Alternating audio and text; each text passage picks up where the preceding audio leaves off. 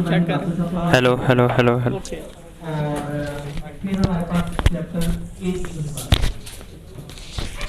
और मैंने सक्सेसफुली इतना टाइम गुजार लिया कि माइक मेरे तक पहुंच गया।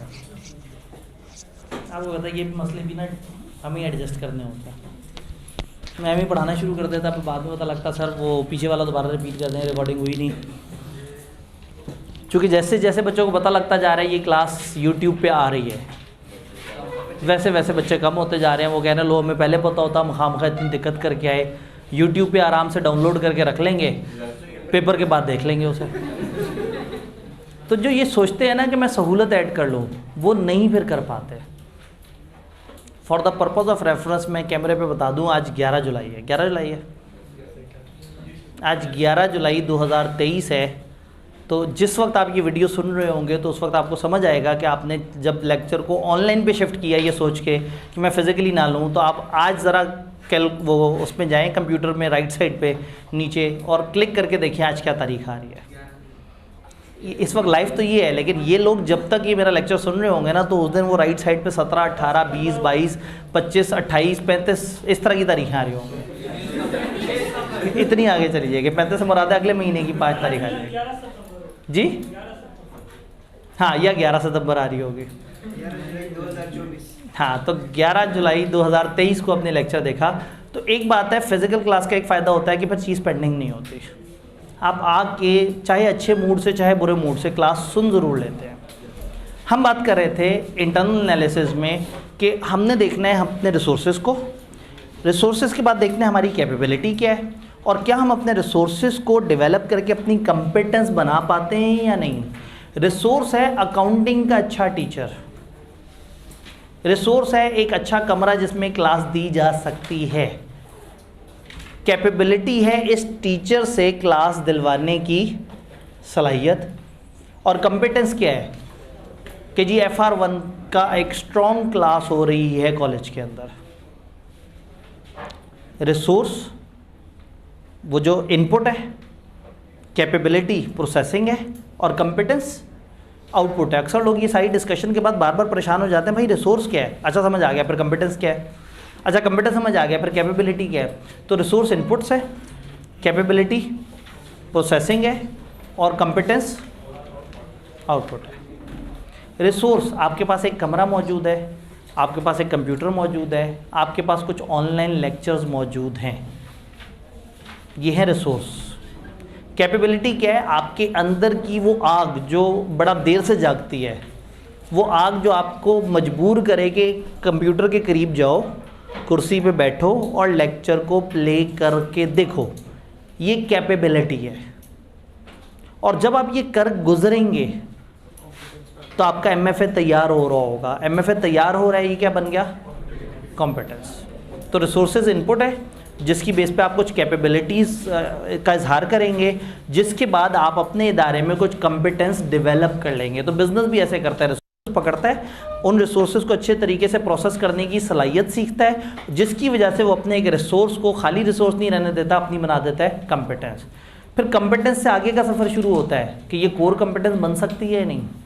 कोर कॉम्पिटेंस ऐसी है जो इतने आराम से कंपेटिटर के पास नहीं है, जिससे आप ज़्यादा प्रॉफिट कमाते हैं। फिर उससे अगले लेवल का जहाज शुरू हो जाता है, क्या ये सस्टेनेबल कोर कॉम्पिटेंस बन सकती है। सस्टेनेबल के लिए कुछ ऐसी चीज़ें हैं जो बहुत ज़्यादा ज़रूरी हैं, हर कोर कॉम्पिटेंस सस्टेनेबल नहीं हो सकती। तो बिज़नेस ज़्यादा एंजॉय करता है सस्टेनेबल कोर कॉम्पिटेंस को, जो दूसरी कोर कॉम्पिटेंस है वो कंपेटिटर पैसे खर्च करके ख़रीद ही लेता है। अब हमने अपने रिसोर्सेज का एनालिसिस करना है कि हमारे रिसोर्सेज किस तरह के हैं और हमने उनको कैसे लेके चलना है। तो रिसोर्सेज के एनालिसिस के लिए कुछ मशहूर ज़माना जो टेक्निक्स हैं उनकी बात करते हैं।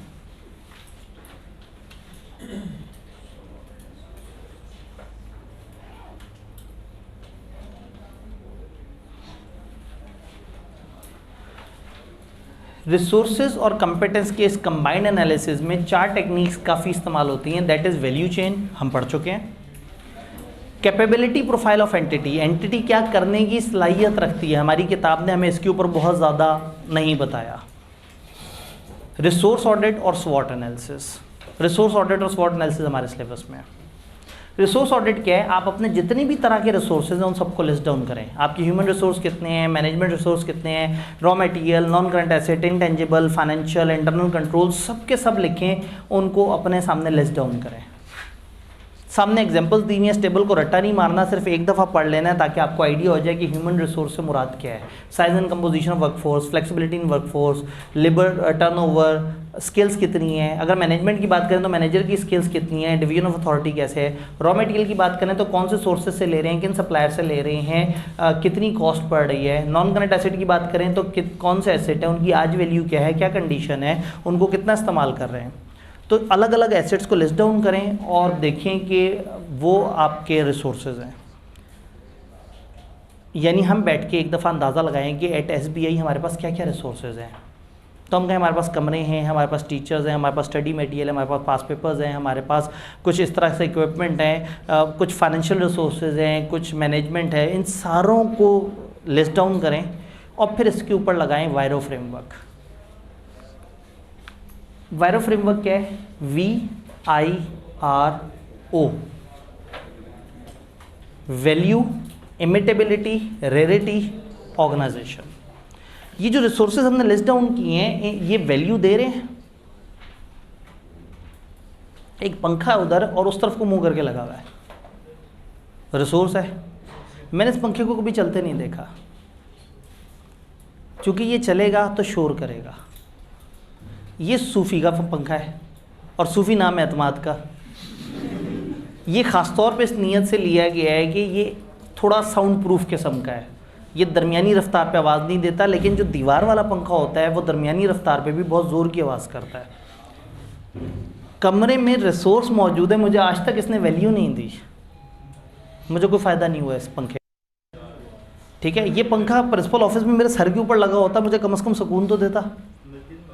ठीक है, ये तो कहने का मतलब है कि रिसोर्स है लेकिन वैल्यू नहीं दे रहा। आप अपने रिसोर्सेज को देखेंगे, आप एक रिसोर्स को देख के खुश होते रहे कि यार बड़ा प्यारा पंखा है, चलता नहीं है, पंखा बड़ा चौकस है, बेहतरीन है। ये ऐसे ही है जैसे अगर यहाँ पे प्रोजेक्टर लगा हुआ होता तो प्रोजेक्टर के बाद क्या होता है कि आप प्रोजेक्टर के करीब वाली लाइटें नहीं ऑन कर सकते। जब वो आप लाइट्स ऑन करते हैं नज़र ही नहीं आता। तो जब वो लाइट्स लगी हुई हों और कभी ज़िंदगी में उन्होंने ऑन ही ना होना हो तो ऐसी लाइट्स को फेंक देना चाहिए किसी दूसरे कमरे में, ताकि कहीं तो वैल्यू दे। तो रिसोर्सेज वैल्यू दे रहे हैं, नंबर 1। नंबर 2, क्या ये इमिटेबल है। इमिटेबल निकला है वर्ड इमिटेशन से, ख़वातीन समझती हैं। इमिटेशन ज्वेलरी, जो आर्टिफिशियल ज्वेलरी होती है उसको हम पता नहीं मतलब आप कहते हैं या नहीं कहते, मैंने तो सुना है उसको इमिटेशन कहते हैं। नहीं, फिर क्या कहते हैं?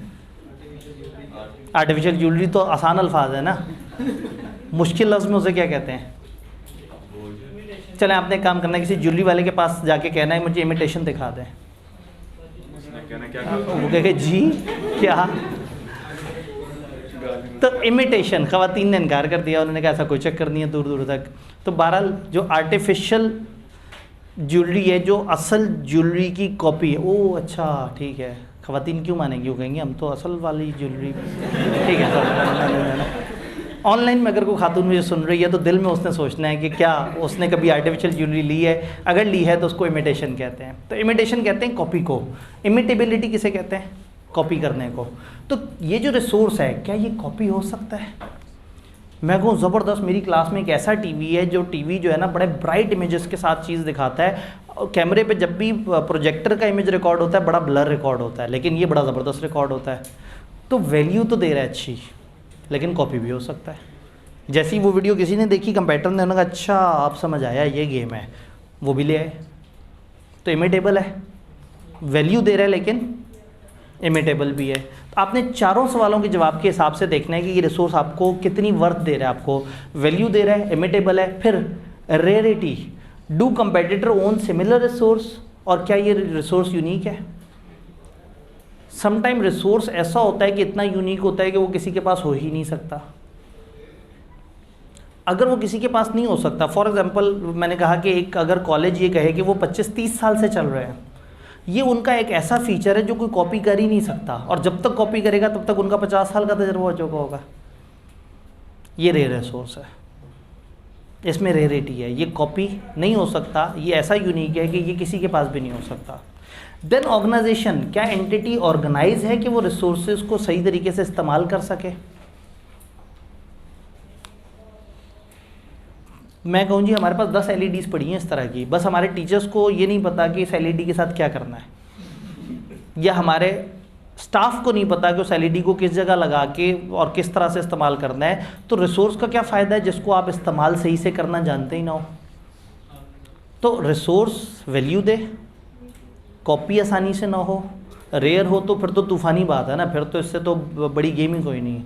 और चौथा, ऑर्गेनाइज, आपकी ऑर्गेनाइजेशन इज़ ऑर्गेनाइज्ड एनफ कि वो उसको यूज़ कर सके, तो फिर हम कहेंगे कि येस ये अच्छे रिसोर्सेज हैं। तो आप अपना रिसोर्स ऑडिट करके देखेंगे कि किस पे वायरो फ्रेमवर्क पूरा अप्लाई करता है, किस पे कुछ अप्लाई करता है। जिस पे चारों अप्लाई कर गए वो तो आपका तूफ़ानी रिसोर्स है, तो उसको हमेशा ज़्यादा इज्जत देनी है, उसको हमेशा संभाल के रखना है, उसके ऊपर हमेशा सबसे ज़्यादा रिलाई करना है और उससे ज़्यादा कंपिटेंस जनरेट करते चले जाना है। बात समझ आई? ये एक एनालिसिस है रिसोर्स ऑडिट। दूसरा मशहूर सा एनालिसिस है स्वॉट एनालिसिस। सिर्फ रिसोर्सेज का ही नहीं है, बाहर की दुनिया का भी एनालिसिस है, एक्सटर्नल इंटरनल एनालिसिस है। रादर देन आप हमेशा देखें कि आपकी अच्छाइयाँ क्या हैं, आप ये भी देखें आपकी बुराइयाँ क्या हैं। रादर आप हमेशा ये देखें कि क्या क्या पॉजिटिविटी चल रही है दुनिया में और मुझे क्या फ़ायदा हो सकता है। आप ये भी देखें दुनिया में क्या क्या मुश्किलात चल रही हैं और मुझे उसका नुकसान क्या क्या कुछ हो सकता है। रादर देन कि आप ये देखें कि अरे वाह जनूबी पंजाब में सैलाब आ गया, और जब सैलाब आ गया तो वहाँ से लोग ज़मीन छोड़ के भाग जाएंगे, मुझे वो ज़मीन सस्ते में मिल जाएगी और पानी की छोड़ी हुई ज़मीन बहुत ज़रखेज़ होती है, अपॉर्चुनिटी है, लेकिन एक थ्रेट भी तो है। आप वो ज़मीन लेंगे तो क्या अगले साल सैलाब नहीं आ सकता? तो अगर खाली अपॉर्चुनिटी देखें तो अच्छा डिसीजन नहीं होगा, आपको थ्रेट्स भी देखने हैं। सिर्फ अपनी स्ट्रेंथ सोचते रहें और वीकनेस पे काम ना करें तो कस्टमर कहीं और चला जाएगा। सिर्फ वीकनेस को देख के मायूस होते रहें तो भी बात नहीं है। तो इस पर क्रूसीफॉर्म चार्ट बनता है। क्रूसीफॉर्म कहते हैं ये 2x2 का इस तरह का chart, SWOT, strength, weakness, opportunities और थ्रेट। हम कहते हैं स्ट्रेंथ और वीकनेस इंटरनल फैक्टर्स हैं और अपॉर्चुनिटीज़ और थ्रेट एक्सटर्नल फैक्टर है।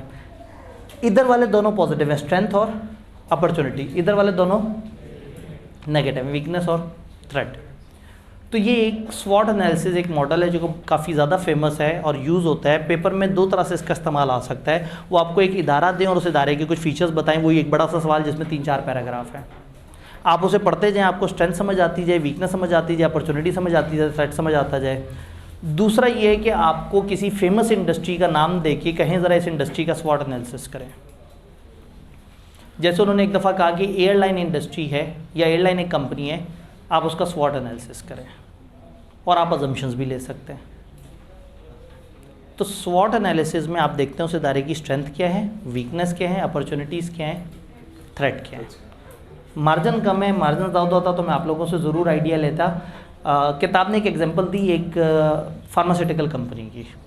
उनका एक फार्मास्यूटिकल कंपनी है, उनकी स्ट्रेंथ ये है कि उनके पास एक्सटेंसिव नॉलेज है रिसर्च का, उनके साइंटिस्ट हाईली स्किल्ड हैं, एडवांस इक्विपमेंट में अच्छी खासी इन्वेस्टमेंट की हुई है, उनके 6 प्रोडक्ट्स पे पेटेंट्स हैं, रजिस्टर्ड फार्मूले हैं, प्रॉफिट मार्जिन बड़े अच्छे हैं, ये उनकी स्ट्रेंथ्स हैं।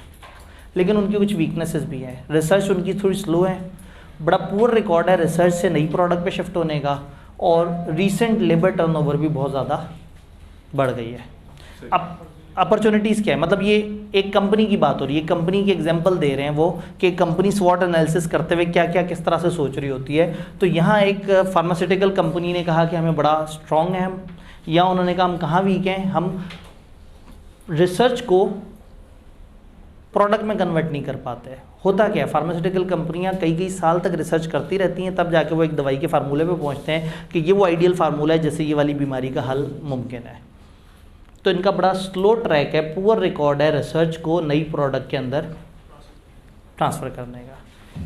अपॉर्चुनिटीज़ क्या है, उन्हें लग रहा है मार्केट डिमांड बहुत बढ़ रही है, दवाइयों की, फार्मास्यूटिकल्स प्रोडक्ट की डिमांड बहुत बढ़ रही है, बहुत सारी साइंटिफिक डिस्कवरीज अभी तक हुई नहीं है। अचानक से कोविड आ गया तो उन्हें समझ आ गया कि भाई मतलब अभी भी ऐसी बीमारियां हैं जो अचानक से आ जाएं जो लोगों को परेशान करें, तो जो जितनी अच्छी रिसर्च करके जितना तैयार होकर बैठा हुआ होगा उतना ज़्यादा मार्केट में लीड ले जाएगा। थ्रेट, 2 मेजर कंपेटिटर रिसेंटली मर्ज हुए हैं, गवर्नमेंट की तरफ से नई स्ट्रिक्ट रेगुलेशंस आ गई हैं जो बहुत सख्त हैं, जिनको आपको देखना पड़ेगा। तो अगेन टाइम ज़्यादा होता तो मैं आप लोगों को एक इदारा, कोई भी रैंडम इदारा कहता और आपसे कहता आप स्वॉट एनालिसिस करें। वक्त कम है तो मैंने क्लास में ऑलरेडी जो 1-2 एनालिसिस किए हुए हैं एक ऑनलाइन क्लास में, उसको डिस्कस कर लेते हैं। लिखाई आपको नहीं समझ आएगी लेकिन मैं बताने की कोशिश करूँगा। हमने PIA का स्वॉट एनालिसिस किया। उसकी स्ट्रेंथ ये है कि अल्लाह करे मुझे भी पढ़ाई दे जो लिखा हुआ है। स्ट्रेंथ ये है कि वो नेशनल एयरलाइन है, अनलिमिटेड फंड्स हैं, गवर्नमेंट का इदारा है, कभी भी डूब जाएगा उसको हमेशा फंड्स कहीं ना कहीं से मिल ही जाएंगे। उनके पास लाइसेंसेज हैं, दुनिया में सबसे ज़्यादा लाइसेंस किसी भी एयरलाइन की पाकिस्तान में जिसको मिले हुए हैं वो PIA के पास हैं। जब भी कोई नया मुल्क आपको लाइसेंस देगा आपके मुल्क को, तो सबसे पहले किसको लाइसेंस देगा? जो नेशनल एयरलाइन होगी उसको। एसेट्स बहुत ज़्यादा हैं, सीनियर स्टाफ है, पायलट भी बहुत ज़्यादा एज के हैं, होस्टेस भी जो है बहुत ज़्यादा एज के हैं। तो इनके पास जो है स्टाफ इतना ज़्यादा संजीदा और मैच्योर स्टाफ है कि ये इनकी बड़ी स्ट्रेंथ है। पायलट भी जो है वो 70-70 साल के हो गए हैं, मतलब जो है ना, जहाज़ भी बड़े सीनियर हो गए।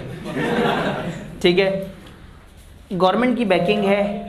फिर जब गवर्नमेंट की बैकिंग है तो उसका मतलब है कि आर्मी जब ट्रैवल करेगी आपके जहाज़ पे करेगी, गवर्नमेंट का वफद जाएगा आपके जहाज़ पे जाएगा, गवर्नमेंट का कोई डेलीगेट कुछ भी मूवमेंट करेगा, गवर्नमेंट की इंटर कंट्री मूवमेंट होगी, इंट्रा कंट्री मूवमेंट होगी, हमेशा नेशनल एयरलाइन पे होगी। और ये लोग बहुत ज़्यादा जहाज़ों पे सफ़र करते हैं।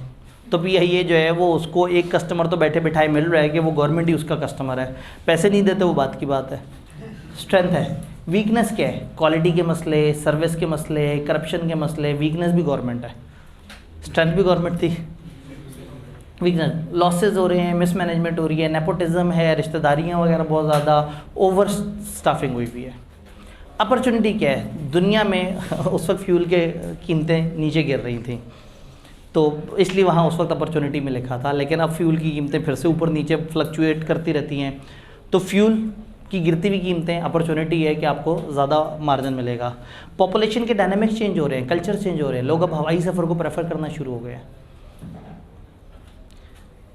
प्राइवेटाइजेशन वगैरह की तरफ आ रही हैं चीज़ें, टूरिज़्म बढ़ गई है। अब आहिस्ता आहिस्ता लोग टूर प्लान करते हैं। पहले पाकिस्तान के अंदर घूमना चाहते थे, पाकिस्तान से बाहर घूमना चाहते हैं। पहले बस में ट्रैवल कर लेते थे, ट्रेन में ट्रैवल कर लेते थे। अब आहिस्ता आहिस्ता लोगों का ट्रेंड जैसे जैसे लेयर ऐड हो रहा है। जैसे पहले लोग घर में AC नहीं लगाते थे, पंखे से गुजारा कर लेते थे, अब AC लगा लेते हैं। तो पहले लोग ट्रेन में सफ़र कर लेते थे, अब जहाज़ में सफ़र करते हैं। वो कहते हैं जहाज़ में सफ़र करके टाइम बचता है, जहाज़ में सफ़र करते हैं टाइम बचाते हैं, अगले दिन आराम से फिल्म देख लेते हैं, टाइम बच गया। जैसे स्टूडेंट्स टाइम नहीं बचाते कि आज का लेक्चर कल देखेंगे, टाइम बचा लिया, तो आज क्या करेंगे? आज फिर सीज़न देखेंगे, आज टिकटॉक देखेंगे, आज जो है वो व्हाट्सएप को ऐसे ऐसे गोल गोल नहीं, व्हाट्सएप नहीं उसको वो ऐसे ऐसे किसको करते हैं? हाँ, व्हाट्सएप पे भी तो वो जो वो ऐसे होता है या ऐसे होता है, वो जो स्टेटस चेंज हो रहा होता है, इंस्टाग्राम। तो वो अंगूठे जो है ना बस ऐसे ऐसे चलते रहेंगे, स्टोरियाँ बदलती रहेंगी, रील्स बदलती रहेंगी, स्टेटस बदलते रहेंगे, और टाइम देखेंगे 2 घंटे गुजर चुके होंगे, और आप मैयर करेंगे 2 घंटे में क्या किया? कुछ नहीं जी।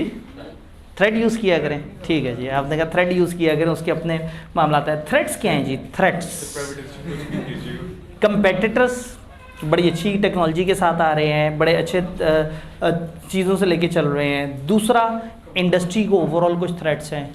फिर सड़कें बड़ी अच्छी क्वालिटी की हो गई हैं, इतनी अच्छी क्वालिटी की हो गई हैं कि लोग क्यों हवाई जहाज़ में सफ़र करेंगे? यहाँ से फैसलाबाद हवाई जहाज़ में क्यों जाए कोई? इवन यहाँ से इस्लामाबाद भी हवाई जहाज़ में क्यों कोई जाए? पहले यहाँ से निकल के 1 घंटे बाद आप एयरपोर्ट पहुँचें, एयरपोर्ट 1 घंटे पहले पहुँचना है, फिर हवाई जहाज़ कुछ टाइम लेगा, फिर वो हवाई जहाज़ आपको पहुँचाएगा इस्लामाबाद से भी बाहर, फिर वहाँ से बाहर निकलेंगे, फिर 1 घंटा ट्रैवल कर इस्लामाबाद में अपने मरकज़ की जगह पे पहुँचें। आप गाड़ी पे इससे कम टाइम में पहुँच सकते हैं। तो अगेन सड़कें अच्छी होने की वजह से इनको हिट पड़ रही है, गाड़ियाँ अच्छी होने की वजह से, बसेस अच्छी होने की वजह से इनको हिट पड़ रही है। खुदा ना खास्ता ट्रेन अगर अच्छी हो जाए तो भी इनको हिट पड़ेगी। तो मैं मतलब ये कहते हुए भी लड़खड़ा जाती है ज़बान। ट्रेन में, जहाज़ में, हाँ जहाज़ में जो उड़ गया उड़ गया। ठीक है। तो पेपर में सवाल आ सकता है कि आप किसी भी दायरे का स्वॉट एनालिसिस करें। मुझे याद है हमारी जब क्लास चल रही थी तो हमने SBI का स्वॉट एनालिसिस किया था। दामन वक्त में गुंजाइश होती तो हम ज़रूर ऐसा करते। फिर आप सोचेंगे सर जो है ना वो मार्केटिंग ही कर रहे हैं।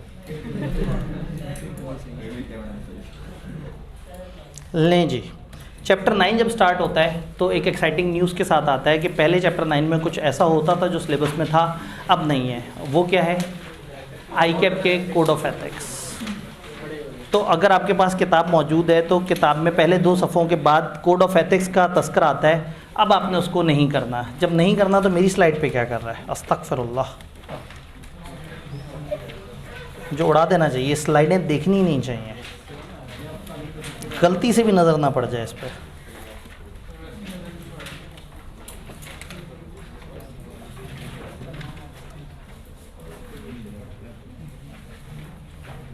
डन। कितना क्यूट सा चैप्टर हो गया।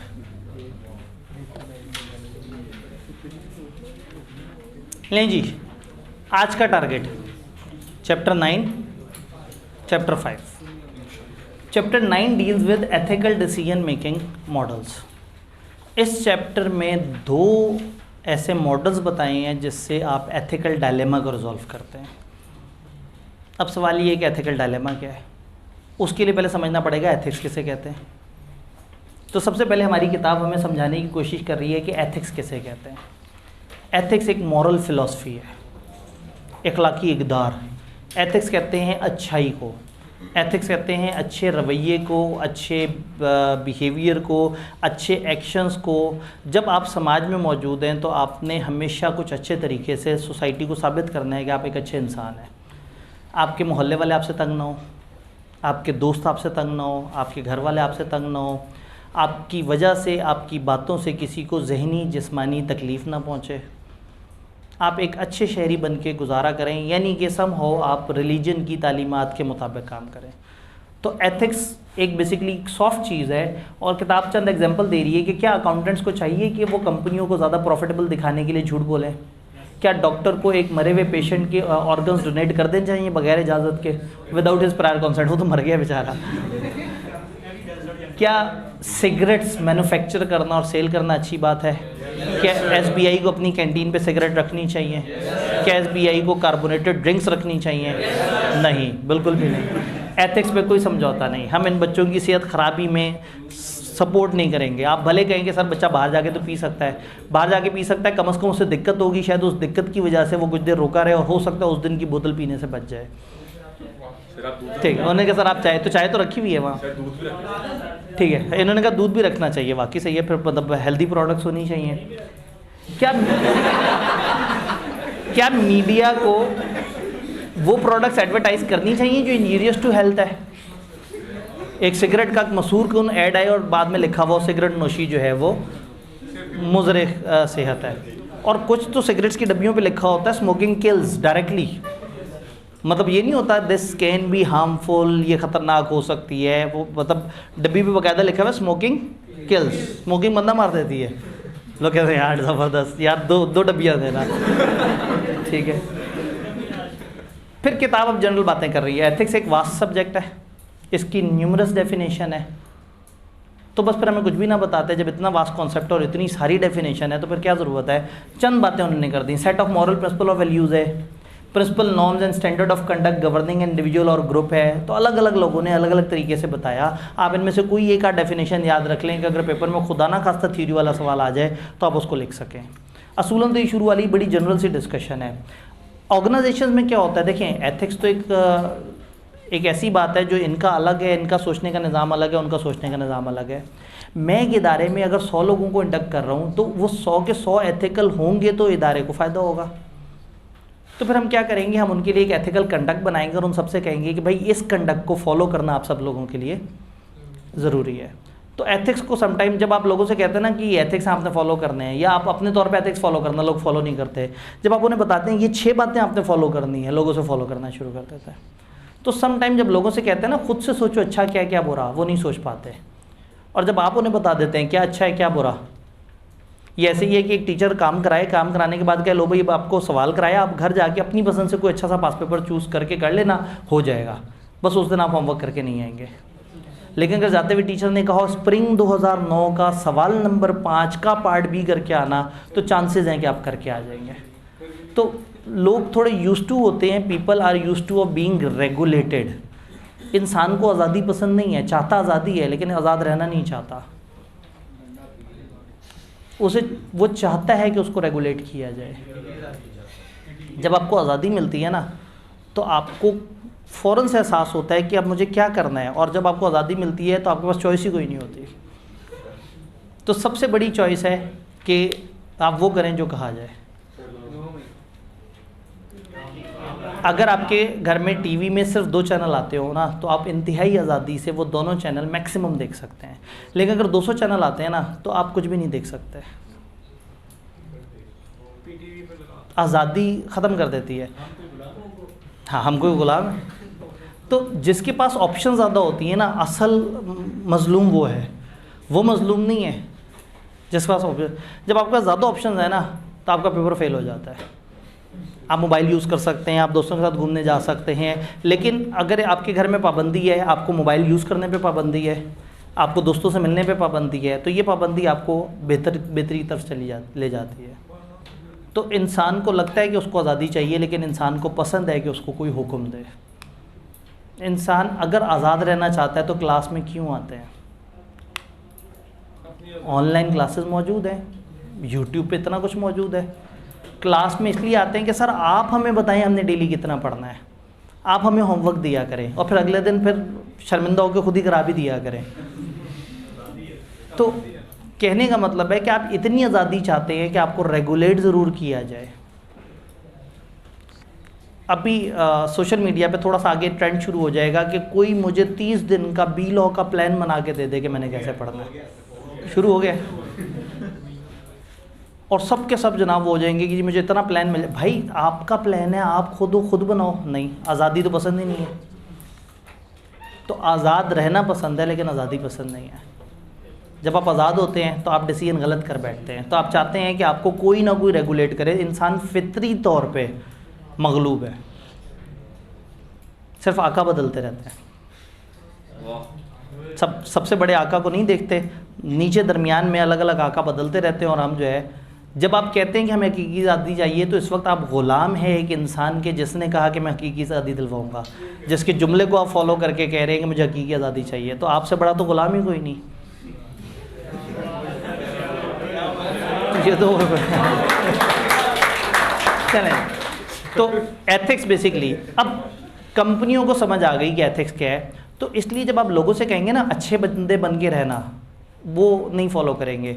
उनसे कहेंगे ये किताबचा है, इसमें 3 सफ़े, उस 3 सफ़े में जो बातें लिखी हैं वो फॉलो करना, वो उसे पढ़ भी लेंगे, उनमें से कुछ को फॉलो भी कर लेंगे। तो कंपनियां फिर क्या करती हैं, कोड ऑफ कंडक्ट डेवलप करती हैं, कुछ किताबचे बनाती हैं और अपने एम्प्लॉइज़ को कहती हैं कि इसको पढ़ना और कोशिश करना कि इसको फॉलो करें।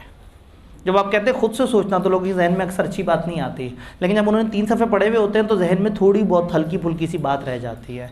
ICAP आपसे कह देता है आपने एथिक्स फॉलो करने हैं, नहीं, उसने आपको कायदा बताया है कि ये 5 फंडामेंटल्स हैं, फलाना है, फलाना फलाना ऐसे, फलाना ऐसे। ये जो आपको बार बार बता रहे हैं वो चाहते हैं कि आप एथिक्स फॉलो करें।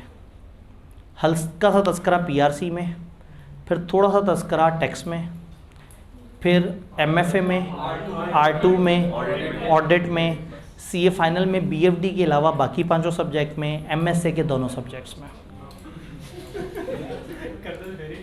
और एथिक्स का एक सेपरेट मॉड्यूल है जो आपने ऑनलाइन वेबसाइट पे जाके अलग से फिल करना होता है। इतनी दफ़ा जब आपके सामने एथिक्स वर्ड गुजरता है तो आप तंग आके एथिकल हो जाते हैं। तो एथिकल कंडक्ट समझ आया, एथिकल कंडक्ट समझ आया। बिजनेस सेंस एथिकल कल्चर की क्या है? देखें, अगर मैं बिज़नेस से कहूँगा ना, मैं अपने कॉलेज से कहूँगा भाई हमें एथिकल होने की ज़रूरत है। फॉर एग्ज़ाम्पल मैं ओनर नहीं हूँ, मैं एक टीचर हूँ, मैं अपने कॉलेज वालों से जाके कहता हूँ कि देखो बच्चों के साथ झूठ मत बोलना। उन्होंने कहा जी आपको क्या पता बिज़नेस कैसे करते हैं, झूठ बोलेंगे तो बच्चा आएगा, झूठ बोलेंगे तो नोटू आएगा। मैं कहूँगा आप बच्चे को मत झूठ बोलो कि आपके पास इस सब्जेक्ट में अच्छा टीचर है, बच्चा आएगा पढ़ेगा, उसका सब्जेक्ट फ्लॉप हो जाएगा और आप ज़बरदस्ती कह रहे हो कि हमारे ये वाला सब्जेक्ट में ये टीचर बहुत अच्छा है। तो वो कहेंगे जी आपको नहीं पता, हमें बिज़नेस करना आता है, आप साइड पे हो जाए। अब बिजनेस को एथिक्स कैसे समझाएं? एथिक्स की तो कॉस्ट है। सच बोलने की कॉस्ट है कि बच्चा आपके पास एडमिशन नहीं लेगा। बच्चा आके कहता है फ्रंट ऑफिस पे कि जी ये आब्दी साहब की मैं क्लास अटेंड कर लूँ, मेरा पेपर पास हो जाएगा। वो कहें बेटा ये तो तुमने बताना है कि तुम्हारा पेपर पास होगा। उन्होंने कहा फिर आब्दी साहब क्या कर रहे होंगे? कहा आब्दी साहब पढ़ा रहे होंगे तो फिर तो पास हो जाएगा ना। नहीं, वो पढ़ा रहे होंगे लेकिन आपने भी साथ साथ पढ़ना है। तो ये क्या बात है? मैं एक और कॉलेज गया था, उन्होंने कहा बस क्लास में आके बैठ जाओ, पेपर पास हो जाएगा। अब अगर कॉलेज सच बोले कि नहीं भाई ऐसे नहीं होता, आपको भी जिद्दोजहद करनी होगी, तो कॉलेज को क्या होगा? कमर्शियल नुकसान। पीआरसी के एक एडमिशन आया, वो कहता है जी मैं फ़लाना जगह गया, उन्होंने कहा 4 साल में सीए हो जाता है। आप कितने साल में सीए कराएंगे? इंटर की बात है सर, सी इंटर की बात। अब अगर हम सच बोलेंगे तो बच्चा लूज हो जाएगा। तो हमें सच बोलना चाहिए। बिजनेस तो कमर्शियल है ना, बिजनेस कहेगा मत बोलो सच। सच बोलने की कॉस्ट है। अगर हमारी एक फैक्ट्री और फैक्ट्री के ऊपर से धुआं निकलता है और हम उस धुएं को कंट्रोल करने के लिए ऊपर कोई चिमनी लगाएंगे तो उसकी कॉस्ट है। एथिकल होने की कॉस्ट पे करनी पड़ती है। हम एथिकल हैं, हम नहीं रख रहे बेवरेजेस कार्बोनेटेड, हम नहीं रख रहे सिगरेट्स। हम सिगरेट्स रखें, हम कार्बोनेटेड ड्रिंक्स रखें, हमारे पास 3 गुना सेल हो जाएगी। बट एथिक्स को फॉलो करने की एक कॉस्ट है। तो बिज़नेस को कैसे समझाएं? बिज़नेस तो पागल है, वो कहता है कॉस्ट, रेवेन्यू, और वो तो हमेशा कमर्शियल बात करता है। तो बिज़नेस को समझाने के लिए आप ये बताएंगे कि एथिकल क्लाइमेट बिज़नेस के लिए कमर्शियली भी अच्छा है। मैं फ्रंट ऑफिस से बोलूँगा देखो बच्चे के साथ आज झूठ बोलोगे ना, पीआरसी आपसे कर लेगा, थोड़े से पैसे दे देगा, ज़िंदगी में पलट के आपके पास कभी वापस नहीं आएगा कि झूठे लोग हैं, इन्होंने मेरे साथ झूठ बोला था। और अगर आपने आज सच बोल दिया, शायद आज इधर उधर चला जाए, किसी और कॉलेज में चला जाए, लेकिन उसके बाद अगले जब तक सीए कर रहा होगा वो आपसे पढ़ता रहेगा। तो सच बोलने का उस वक्त आपको नुकसान फील हुआ, लेकिन लॉन्गर रन में सच बोलने से अगले 7-8 साल आपने फ़ायदा कमाया। 7-8 साल मैंने बिल्कुल सही टाइम बताया है, इससे कम टाइम नहीं लगता। वही बात है ना, सच बोलेंगे तो तकलीफ़ होगी आपको। आपको तो ये सुनना पसंद है ना कि 4.5 साल में सी हो जाता है। एफएससी की पेपर दिए होते हैं जून में, 1 जून में पेपर दिए होते हैं एफएससी के, उससे अगले मार्च के आसपास जाके पीआरसी की अटेम्प्ट बन रही होती है। ठीक है, अगर आप फास्ट ट्रैक की तरफ नहीं गए। फिर उसके बाद 1 साल मज़ीद यानी कि 1.5 साल उस मार्च से आगे लगता है। तो एफएससी की अभी आपको तकरीबन 2 साल, शायद 2 से आगे। भाई देखिए ना, पौने साल में तो आपने पीआरसी दिया, फिर 1.5 साल और लगाएंगे तो 2.25 साल पे बात पहुंच गई। 2.25 से 2.5 साल में अगर आप फर्स्ट अटेम्प्ट में करते जा रहे हैं तब आपने किया। फिर अब आप आखिरी पेपर फॉर एग्जांपल दे रहे हैं सितंबर में, आपकी इंडक्शन होनी है दिसंबर में, रजिस्ट्रेशन होनी है फरवरी में। ये 5-6 महीने गायब हो गए, ये किसी को नज़र नहीं आ रहे। फिर वहाँ से 3.5 साल शुरू होंगे। तो 2.25 साल फर्स्ट अटेम्प्टर का काउंट करते करते हम 2.25 साल तक कम से कम पहुँच गए, और 2.25 साल से आगे 3.5 साल, तकरीबन 6.5 साल पे पहुँच गए। इंटरेस्टिंगली स्पीकिंग, हम अजम्पशन ले रहे हैं कि फर्स्ट अटेम्प्ट में जा रहा है सब कुछ। तो बताने का मकसद है कि ये झूठ होता है कि 5 साल में सी हो जाएगा। कुछ मैथमेटिकल गैप्स बीच में हैं जो बता कोई नहीं रहा होता, लेकिन वो आते हैं ट्रांजिशन से। पीआरसी में कैफ में जाते हुए टाइम वेस्ट होता है, कैफ से सीफैप में जाते हुए टाइम वेस्ट होता है।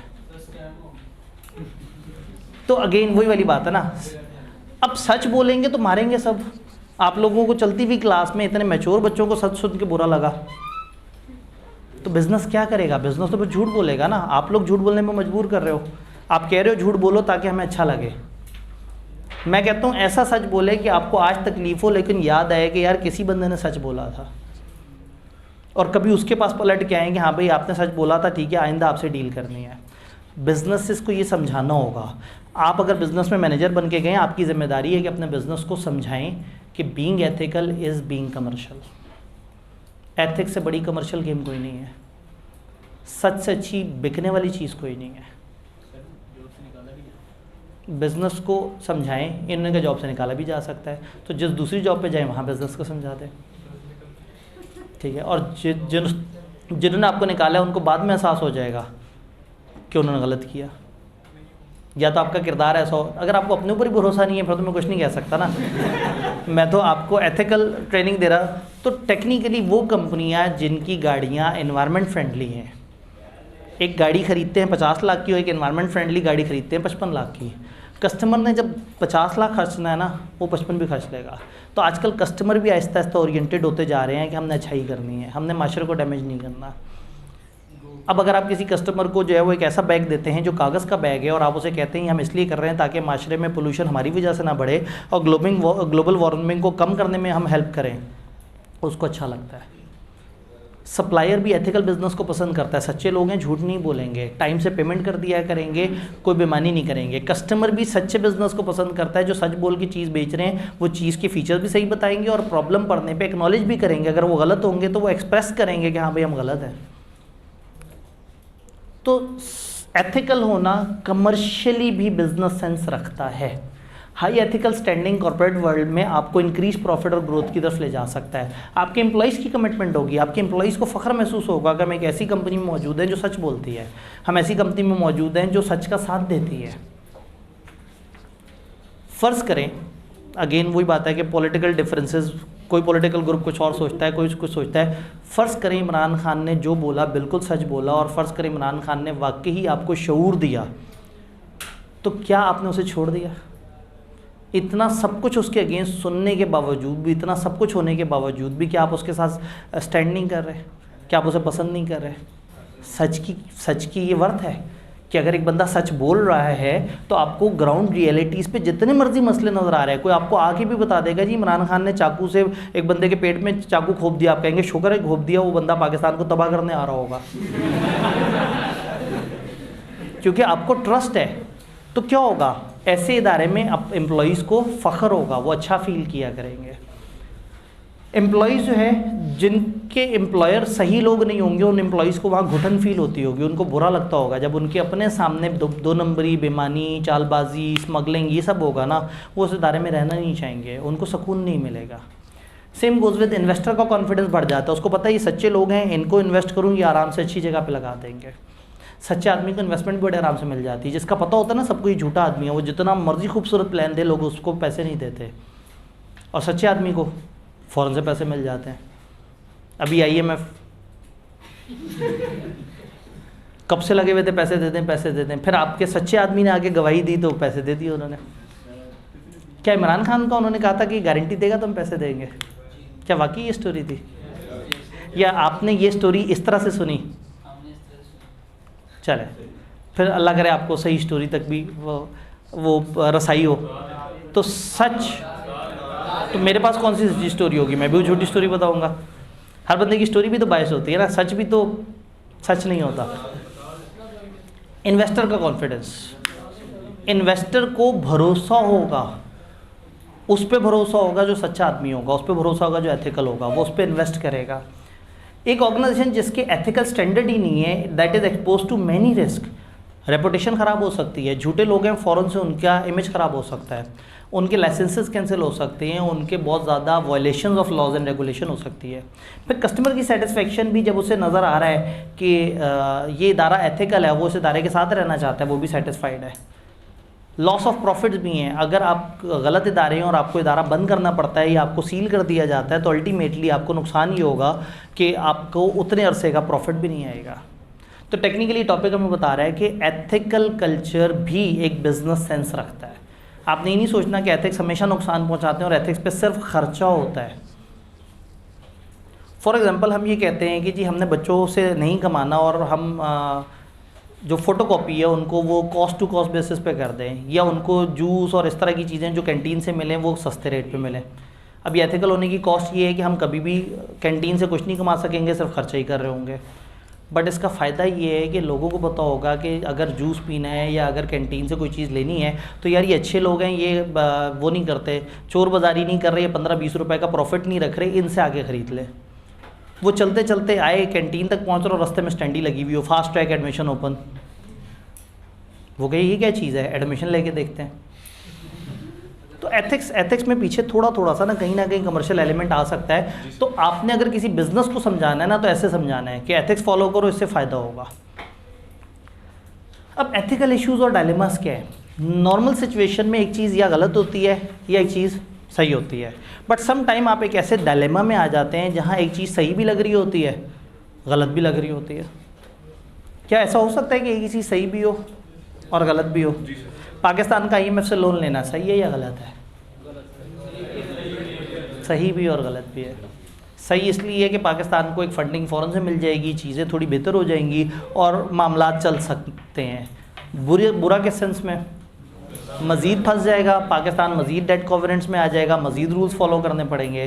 तो ऐसे में IMF की तरफ जाना अच्छा भी है और बुरा भी। इसीलिए आपकी पार्टीज़ IMF के पास जाने को अच्छा भी कह देती हैं, बुरा भी कह देती हैं। डिपेंड करता है वो हुकूमत किस तरफ है, जो उस तरफ है। तो आप देखें वही सियासतदान IMF को बुरा कहते हैं जो गवर्नमेंट से बाहर होते हैं, और जो गवर्नमेंट के अंदर होते हैं वो IMF को हमेशा सबसे बेस्ट कहते हैं। और जब ये वाइस वर्सा हो जाता है तो वही लोगों के बयान बदल जाते हैं और इन लोगों के बयान भी बदल जाते हैं। तो ये एथिकल डायलेमा है। एक चीज़ परफेक्टली ठीक या परफेक्टली गलत नहीं होती। समटाइम आप एक मिड वे अराउंड आ जाते हैं और आपको एक सिचुएशन आती है जिसमें आपको सही और गलत के बीच में तमीज़ करना थोड़ा मुश्किल हो जाता है। एथिकल इशू एक ऐसा प्रॉब्लम, सिचुएशन या अपॉर्चुनिटी है that requires individual, group, organisation to choose among several action that must be evaluated as right और रॉन्ग। अब आपके पास काफ़ी सारी ऑप्शन है, आप ये करें या वो करें, इस तरह से करें या उस तरह से करें। तो सम टाइम आप ये डिसीजन लेते हैं। एक बच्चा जो है वो आके कहता है कि सर अगर मैं सिर्फ रिवीजन क्लास लूँ तो क्या मैं पास हो सकता हूँ? अब मुझे क्या जवाब देना चाहिए? अगर मैं कह दूँ हाँ तो वो कुछ नहीं पढ़ेगा, सिर्फ रिवीजन क्लास लेगा। और अगर मैं कह दूँ नहीं तो बेचारा हिम्मत कर रहा था, कोशिश कर रहा था, मैं अभी तक नहीं पढ़ पाया, सर अगर मैं रिवीजन क्लास ले लूँ तो क्या चांसेस हैं कि मैं पास हो जाऊँ? मैंने उसे इनकार कर दिया। अब मैं उसे इनकार कर दूँ तो उसका दिल टूट जाए, और हाँ कह दूँ तो मेरा दिल नहीं मानता। एथिकल प्रॉब्लम आ गई। तो फिर आप इस तरह की एथिकल प्रॉब्लम में आ जाते हैं। अब वही वाली बात है, मरे हुए इंसान के ऑर्गन्स जो है वो डॉक्टर डोनेट करे या ना करे। भाई एक मरी हुई बॉडी से आपने छेड़छाड़ की, उसके घर वालों से बगैर पूछे उस लाश की बेहुरमती की, कितनी गलत बात है। लेकिन एक बंदा जो मर चुका है उसकी आंखें अब सिर्फ मट्टी में दबने वाली हैं, उसके फेफड़े मट्टी में जाने वाले हैं, उसके गुर्दे मट्टी में जाने वाले हैं। एक बंदा ज़िंदगी और मौत की जंग लड़ रहा है और अगर उसको इसके फेफड़े मिल गए, इसके गुर्दे मिल गए, वो ज़िंदगी जी लेगा। तो इस तरीके से सोचें तो इससे बड़ी इबादत कोई नहीं लगती कि वो जिस्म जिसने ज़ाया होना था मट्टी में जाके, वो जिस्म में से कुछ ऑर्गन्स निकल के किसी और बंदे के काम आ जाएंगे। और दूसरी तरफ से सोचेंगे तो आप कहेंगे कितनी गलत बात है, एक फैमिली की इजाज़त के बगैर उनके मुर्दे को इस तरह से करना या दफन करने का एक बाकायदा रिलीजियस हुक्म है, तो उस हुक्म के अगेंस्ट हम क्यों जा रहे हैं बॉडी पार्ट्स को ख़राब करके। तो इस तरह की सिचुएशन को हम कहते हैं एथिकल इश्यूज़, एथिकल डायलेमा। तो नॉर्मली क्या होता है कि क्लियर डिस्टिंक्शन राइट और रॉन्ग के दरमियान नहीं होती, हर चीज़ परफेक्टली सही भी नहीं होती, परफेक्टली गलत भी नहीं होती, एक स्टेट ऑफ कन्फ्यूजन होती है। एथिकल जब डायलेमा आता है तो फिर आप क्या करते हैं? एथिकल डायलेमा जब आता है तो आप 3 तरह के मॉडल्स अप्लाई करते हैं। ICAP के कोड ऑफ एथिक्स ने एथिकल डायलेमा को डील करने का तरीका बताया, अल्हम्दुलिल्लाह हमारे सिलेबस में नहीं है। और 2 इंटरनेशनल मॉडल हैं, AAA मॉडल और ट्रकर 5 क्वेश्चन मॉडल। ये 2 मॉडल्स आपको बताते हैं कि एथिकल डायलेमा में आपने क्या करना है जिससे आप बेहतर तरीके से चीज़ों को लेके चल सकें। इन दोनों मॉडल्स को देखते हैं तो चैप्टर 7 और 8 के बाद अगर कोई चीज़ बहुत शदीद ज़रूरी है तो वो ये 2 मॉडल्स हैं। दोनों मॉडल्स ने अपने कुछ स्टेप्स बताए हैं चीज़ को परखने के। तो अ क्वेश्चन कैन बी कि एक सिचुएशन दी जाए और कहा जाए बताओ इसको AAA मॉडल के मुताबिक आप किस तरह से आंसर करोगे। तो आपने फिर उसके 7 एलिमेंट्स लिखने हैं और उन 7 एलिमेंट्स के मुताबिक उस सिचुएशन को जज करना है। ये दोनों मॉडल हमें क्या कहते हैं, एक-एक करके इन दोनों मॉडल्स की तरफ चलते हैं। पहले AAA मॉडल। AAA मॉडल आपसे कहता है भाई 7 स्टेप बाय स्टेप आपने स्टेप्स लगाने हैं। पहला स्टेप, एस्टेब्लिश करें फैक्ट्स ऑफ द केस। इसमें मैं एक एग्जांपल देता हूँ जिससे बात ज़रा आसानी से समझ आ जाती है। अफ्रीका में नाइकी कंपनी ने चाइल्ड लेबर इस्तेमाल करनी शुरू कर दी, या ये डिसीजन लिया कि हम चाइल्ड लेबर की तरफ जाएंगे। अब बच्चों से काम कराना अनएथिकल है और नाइकी को लगता है कि अगर उस इलाके के बच्चों से हम काम नहीं करवाएंगे तो वो बहुत ही लो स्टैंडर्ड कहीं और नौकरी करेंगे क्योंकि उनको पैसे तो चाहिए। और वो पढ़ भी नहीं सकेंगे, हम उन बच्चों को तालीम भी देंगे, हम उन बच्चों को कम आवर्स काम करवाएंगे, हम पैसे तो उन्हें कम देंगे, हमें फ़ायदा होगा, हम कम पैसे देंगे, लेकिन हम उन बच्चों को तालीम भी देंगे और उस इलाके की गुर्बत ख़त्म करने की कोशिश करेंगे। और बाय द वे अगर हम उनको काम ना देते तो उनको किसी ना किसी ने तो काम पे रख लेना था, और शायद हमसे बहुत ही हल्के लेवल का काम कराते और पैसे भी शायद हमारे जितने भी ना देते, उससे भी कम देते। अब एक प्रॉब्लम आ गया। अब इस तरह का एक प्रॉब्लम है जिसमें समझ नहीं आ रहा कि इसका सलूशन क्या होना चाहिए, क्या हम चाइल्ड लेबर को यूज़ करें या ना करें। अब ऐसे एक प्रॉब्लम को आप पकड़ेंगे, उस प्रॉब्लम को स्टेप बाय स्टेप लेके चलेंगे। स्टेप 1 है आप इस्टेब्लिश करें क्या फैक्ट्स हैं। फैक्ट्स ये हैं कि अफ्रीका है, अफ्रीका में आपने मैन्युफैक्चरिंग करनी है और आप बच्चों से वहाँ काम कराना चाह रहे हैं, ये फैक्ट्स हैं। नंबर 2, इसमें एथिकल इश्यूज़ क्या हैं। Ethical issue is child labour. Child labour जो कि commonly is not understood as a good thing. तो इसमें एथिकल इशू क्या है, चाइल्ड लेबर। फैक्ट्स क्या हैं, आप एक जगह पे कुछ बच्चों से काम करवाना चाह रहे हैं। एथिकल मसला क्या है बीच में कि चाइल्ड लेबर के लफ्ज़ इस्तेमाल हो रहे हैं। तीसरा, identification of norms, principles and values related to the case. करना क्या है, placing the decision its social, ethical and professional behaviour context. आपने इस इशू को वहाँ के समाजी और अगर कोई प्रोफेशनल स्टैंडर्ड्स हैं तो उसके कॉन्टेक्स्ट में देखना है कि चीज़ें किस तरह से हैं। आप चाइल्ड लेबर इस्तेमाल करना चाह रहे हैं, उस इलाके में चाइल्ड लेबर को लेके लोग बहुत ज़्यादा टेंशन में नहीं हैं। लोगों को वहाँ चाइल्ड लेबर कोई गलत बात नहीं लगती। तो प्रॉब्लम है, लेकिन अगर उसके समाजी कॉन्टेक्स्ट में देखें तो इतना बड़ा इशू नहीं है। ठीक है, इमोशनल कॉन्टेक्स्ट में देखेंगे कि क्या उस इलाके में इमोशनली, तो समटाइम क्या होता है कि कुछ चीज़ें इमोशनली मानी जाती हैं गलत और कुछ चीज़ें इमोशनली, तो शायद अफ्रीका के उन इलाकों में ना इमोशनली ना सोशली लोग उसको बुरा ना माने। तो पहले आपने देखना इशू क्या है, उसमें एथिकल इशू क्या है, फिर देखेंगे उसमें कौन से नॉर्म्स, प्रिंसिपल्स, वैल्यूज़ इंक्लूडेड है। फिर अब आप देखेंगे कि आपके पास क्या अल्टरनेटिव कोर्स ऑफ एक्शन है। एक अल्टरनेटिव कोर्स ऑफ एक्शन है आप ना करवाएं उनसे, एक है आप उनसे फिर भी काम करवाएं, एक ये है कि आप उनसे काम करवाएं और साथ उनको स्कूलिंग भी प्रोवाइड कर दें और पैसे बाकियों से थोड़े बेहतर दे दें। 3 अल्टरनेटिव्स आए। तो आप पहले तमाम अल्टरनेटिव्स जितने भी प्रैक्टिकल आपको सॉल्यूशंस लग रहे हैं इस प्रॉब्लम के, आप उन सब की तरफ आएँ। अल्टरनेटिव्स चूज़ करते हुए ये नहीं देखना कि what is ethical what not is ethical, बस आपने देखना है कि एक जगह पे हम चाइल्ड लेबर लेके चलना चाह रहे हैं। अब हमारे जहन में कुछ ऑप्शंस आ रहे हैं, चाइल्ड लेबर लें, चाइल्ड लेबर ना लें, चाइल्ड लेबर लें विद कुछ बेनिफिट्स दे दें उन्हें। स्टेप 4 में स्टेप 3 वाली बातें नहीं सोचनी। स्टेप 3 में आपने इस इशू को इमोशनली और सोशली सोचा है। स्टेप 4 में जब आप सोल्यूशन दे रहे हैं तो सोल्यूशन देते हुए आपने आज़ाद हो कि जितने पॉसिबल सोल्यूशन आपके जहन में आ रहे हैं लिख देने हैं, सोच लेने हैं। फिर आएगा स्टेप 5। स्टेप 5 में स्टेप 3 के सोल्यूशन को स्टेप 3 के नॉर्म्स के साथ मैच करना है।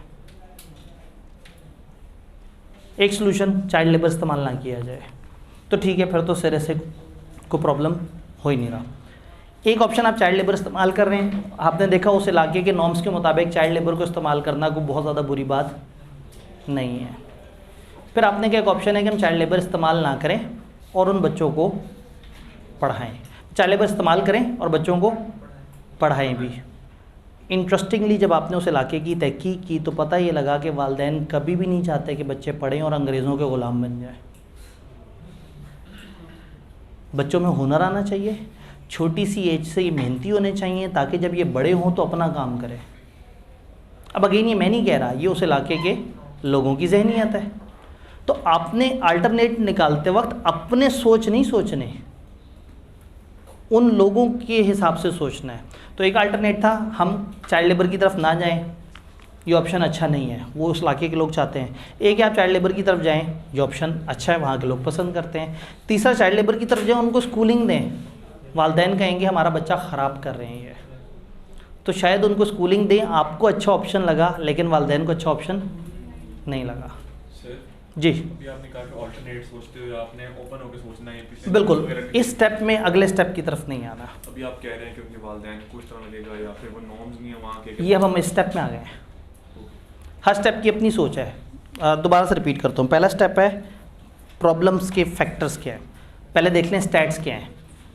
अफ्रीका काम करना है और बच्चों से काम कराना चाह रहे हैं।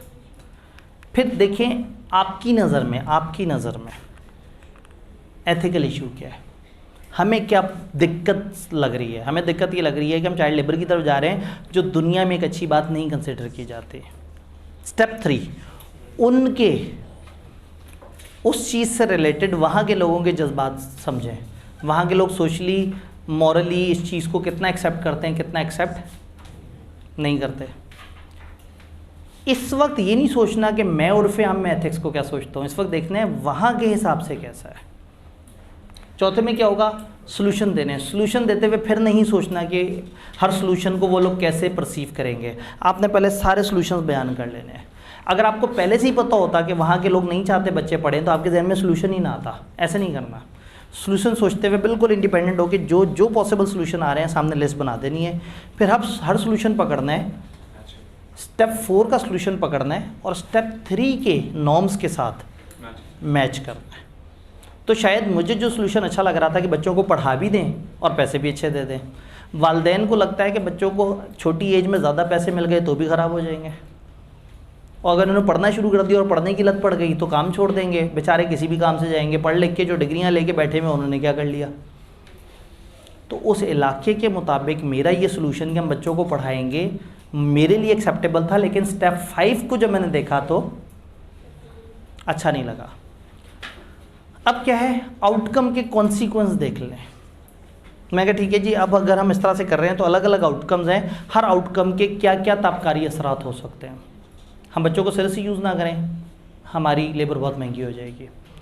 हम बच्चों को यूज़ करें, चाइल्ड लेबर इस्तेमाल हो रही है, और हम बच्चों को यूज़ करें प्लस स्कूलिंग दें तो हमारा ख़र्चा भी थोड़ा स्कूलिंग पे भी बढ़ जाएगा और थोड़ा उनको ज़्यादा पैसे देने पे भी बढ़ जाएगा। तो हमने देखा हर ऑप्शन के क्या क्या नुकसान आते हैं और फाइनली फिर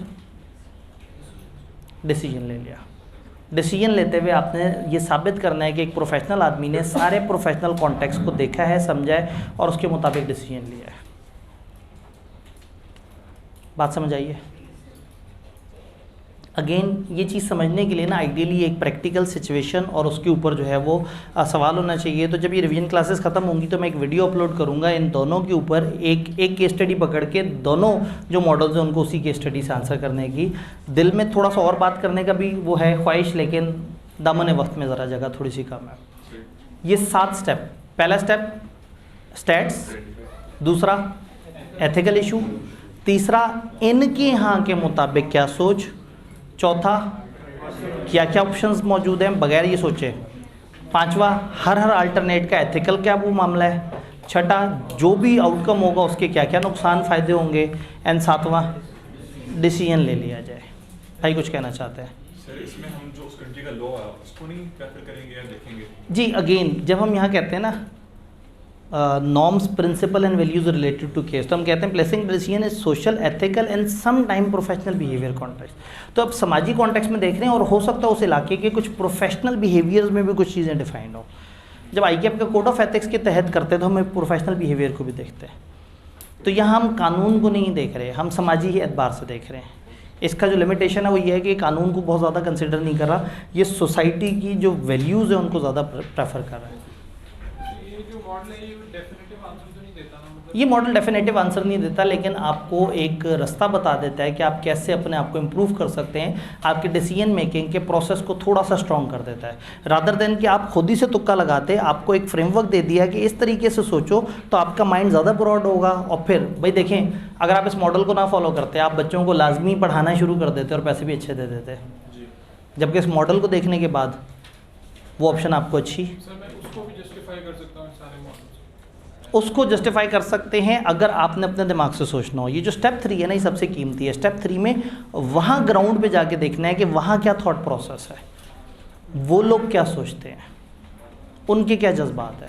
ये सब चीज़ें तो एग्जामिनर ने बताई होंगी, एग्जामिनर ने सारी चीज़ें बताई होंगी, आपने सिर्फ उसको उठा के वो जो 7 हेडिंग्स के अंदर एक एक करके पिरोते चले जाना है।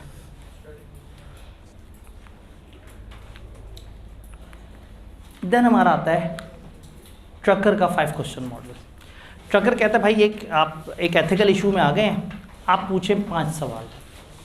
5 सवाल क्या हैं? आप पूछें कि जो हम करने जा रहे हैं क्या ये प्रॉफिटेबल है, नंबर 2 क्या ये लीगल है, क्या ये फेयर है, क्या ये राइट है, और क्या ये सस्टेनेबल है। 5 सवाल आपने 5 डायमेंशंस कवर करनी है, 5 अलग अलग बॉक्सेस पूरे करने हैं। अगर सवाल में डाटा दिया हुआ है तो 5 बॉक्स, नहीं तो सवाल में जितना डाटा दिया हुआ है उतने सवाल। पहला जो मैं करने जा रहा हूँ, क्या वो प्रॉफिटेबल है, बच्चों से लेबर इस्तेमाल की जाए तो बच्चे कम पैसों में आएंगे, प्रॉफिटेबल है। नंबर 2 क्या लीगल है, पीछे हमारे पास इन्फॉर्मेशन नहीं थी, अगर सवाल खामोश है तो हम कहेंगे कि ये लीगल का हमें नहीं पता लगा, हम इसका कुछ आंसर नहीं कर सकते। तो अगर वो बता दें कि इस मुल्क में इस तरह की ये वाली पाबंदी है तो आप कहेंगे ये लीगल नहीं है। देन क्या ये फेयर है। अब अगेन ये 2 सवाल हैं, इज़ इट फेयर और इज़ इट राइट, क्या ये सही है, क्या ये सही है, क्या ये उनके हिसाब से सही है, क्या ये हमारे हिसाब से सही है। याद है मेरे हिसाब से चाइल्ड लेबर अच्छी बात नहीं थी, लेकिन उनके हिसाब से ठीक है। तो मैंने देखा प्रॉफिटेबल है, हाँ। मैंने देखा लीगल नहीं पता, लीगल का सवाल में डाटा नहीं दिया हुआ। फेयर है, हाँ जी उनके हिसाब से फेयर है। राइट है, नहीं अच्छी बात नहीं है, मेरा दिल मुतमईन नहीं है। सस्टेनेबल डेवलपमेंट, क्या इससे इन्वायरमेंट को कोई फ़र्क पड़ेगा। एनवायरनमेंट वाला फ़र्क बताने के लिए उन्हें बताना पड़ेगा कि ये डिसीजन लेने से दरख्त कटने से बच जाएंगे, ये डिसीजन लेने से धुआं निकलना ख़त्म हो जाएगा, शोर ख़त्म हो जाएगा, बारिशें कम, मतलब वो आपको कुछ ना कुछ ऐसा फैक्टर बताएं। तो इसमें ना मुझे लीगल समझ आया ना ये समझ आया। तो 3 सवाल हैं, प्रॉफिटेबल यस, फेयर हाँ, राइट नहीं, नहीं थोड़ा है और हाँ ज़्यादा है। तो निकी जी हाँ, वो निकी जी ना, और ज़्यादा सारी हाँ। कलेक्टिवली डिसीजन क्या बना। फॉर एग्ज़ाम्पल कानून कहता गलत और 3 जवाब होते सही, फिर क्या करता है। पे डिपेंड करते कि हम कौन से स्कूल ऑफ थॉट को मानते हैं, यूटिलिटेरियनिज्म या रूल एथिक्स। इन सवालों पे आगे ना 2 अप्रोचेज होती हैं, एक को हम कहते हैं रूल एथिक, एक को हम कहते हैं यूटिलिटेरियनिज्म। रूल एथिक्स ये कहता है कि भाई जो ड्यूटी, जो कानून ने जो आपको बात कह दी है वो आप पे मानना वाजिब है। और यूटिलिटेरियनिज्म क्या कहता है, एंड टू एंड पॉइंट देखो, अल्टीमेटली देखो क्या हुआ, अल्टीमेटली फ़ायदा हुआ या अल्टीमेटली नुकसान हुआ।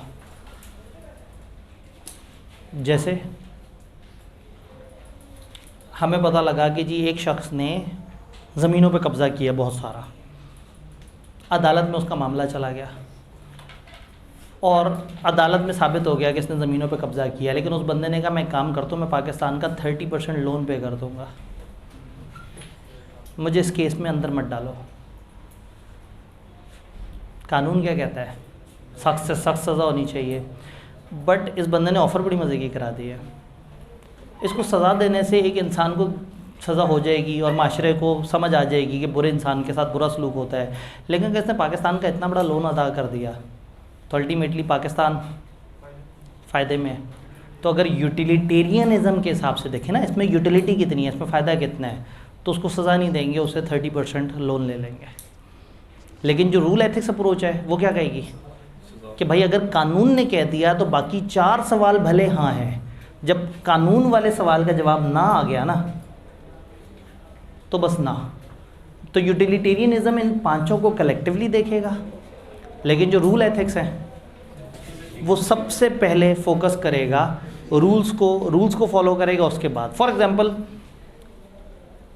किसी दूसरे मुल्क की कोई डिवाइस चोरी करना जुर्म है, किसी मुल्क के किसी इंटेलेक्चुअल बंदे को अगवा करना जुर्म है, लेकिन आप एक ऐसे बंदे को अगवा कर लें जो साइंटिस्ट हो, एक ऐसे इक्विपमेंट को अगवा कर लें या चोरी कर लें जो कि एटम बम का हो, और पाकिस्तान में आप एटम बम का एक सेटअप बना के और एटमी धमाके करके अपने दिफा को मजबूत कर लें और दुश्मन की मैली आँख को जो है वो सर्फ एक्सल से धो दें।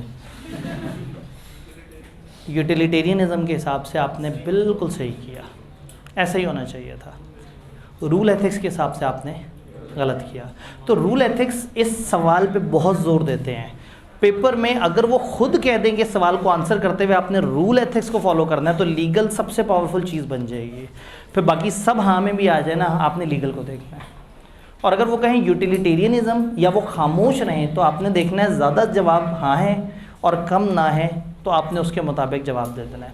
फ़र्ज़ करें 2 जवाब यस हैं, 2 नो हैं और 5वां आपको समझ नहीं आ रहा है, इकोनॉमिक्स वो सस्टेनेबल डेवलपमेंट नहीं समझ आ रही, तो आप कहें कि जी एज़ पर दिस क्वेश्चन अगर हमें सस्टेनेबल डेवलपमेंट का पता लग जाए तो हमारे लिए डिसीजन लेना आसान होगा। इस टाइम पे हमारे लिए दोनों डिसीजन एक जैसे हैं, तो लास्ट क्वेश्चन हमें एक फ़ाइनल जवाब दे देगा।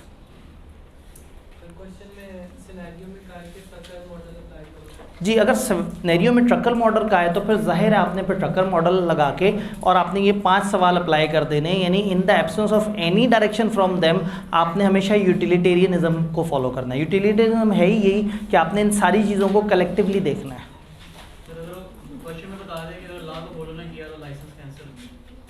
तो अगर लॉ को फॉलो नहीं किया तो लाइसेंस कैंसिल, तो ये वाला है ना लीगल, इस सवाल का जवाब ना है। अगर वो सवाल में कहे कि आपने जवाब देते हुए लॉ को सबसे ज़्यादा फोकियत देनी है तो फिर आपने इस सवाल पे सबसे ज़्यादा टेंशन लेनी है।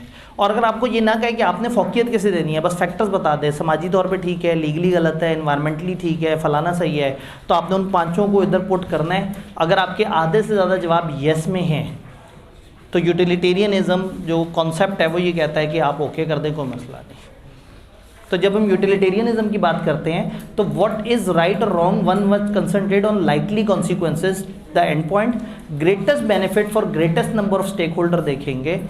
तो जिसमें अनफॉर्चुनेटली फिर गवर्नमेंट ये डिसीजन लेती है कि अगर एक इलाके में धमाका करेंगे, मिसाइल फेंकेंगे तो दहशतगर्द का घर उड़ जाएगा जिससे 25 दहशतगर्द मारे जाएंगे, लेकिन उसके साथ कनेक्टेड घर में 3 मजलूम मासूम लोग हैं वो भी मर जाएंगे। तो गवर्नमेंट फिर जब यूटिलिटेरियनिज्म पे जाती है तो वो उन 3 मासूमों को भी मार देती है। जब एक मुल्क ने कोरोना से अपने आप को बचाना था तो वो शुरू के टोटल 100 लोग जो कि कोरोना वाले थे उन सबको गोलियां मार दी,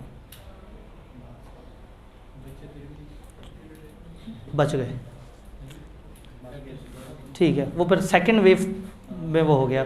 तो कहने का मतलब है कि यूटिलिटेरियनिज्म इतना भयानक वो है कि फिर आप देखते हैं कि वसीदर मफाद की तरह है। डन। इससे पहले कि हम इस पर मजीद जज्बाती हो, जल्दी से अगले चैप्टर की तरफ चलते हैं। भाई का एक सवाल, ये अगेन वही वाली बात है ना कि ट्रकर ने वेटेज नहीं बताई, उसने कहा ये 5 डायमेंशंस हैं, 5 डायमेंशंस में आप सोचें, वरना अगर ये ना हो ना मैं हमेशा वेटेज दूंगा इसको। हर इंसान पर्सनल वैल्यूज़ को ज़्यादा वेटेज देता है ना। भाई नाइकी कंपनी को पता है पूरी दुनिया में चाइल्ड लेबर गलत है, तो पर्सनल व्यू तो गलत है उनका, बट अगर वहाँ के लोग मर रहे हैं चाइल्ड लेबर के लिए, कह रहे हैं भाई तुम नहीं करोगे तो कोई और जुल्म करेगा हमारे साथ, आओ हमारे बच्चों को नौकरियाँ दो, आओ हमारे बच्चों को सिखाओ, आओ इन बच्चों को कमाने के काबिल बनाओ, तो बाकी सवाल चीख चीख के कह रहे हैं कि यस। तो इसलिए फिर आपने अगर वेटेज देने बैठे ना तो हमेशा आप वेटेज इसी को देते रह जाएंगे, तो वेटेज नहीं है। स्टिल अगर पेपर में फिर भी दिल नहीं मान रहा तो आप कहें 3 सवालों के जवाब येस हैं, 2 के नो हैं, लेकिन चूंकि ये नो जिन सवालों पे हैं वो बहुत भारी हैं तो मेरा पर्सनल फैसला है, ठीक है। तो फिर इल्ज़ाम इस मॉडल को नहीं देना। पेपर में सवाल क्या आता है, इस मॉडल के मुताबिक जवाब दो, तो फिर आपने अपना जवाब दे देना, लेकिन अगर वो नंबर काटें तो आपने ज़्यादा दुखी नहीं होना, तो इमोशनल नहीं होना भाई। ठीक हो गया जी। चैप्टर 5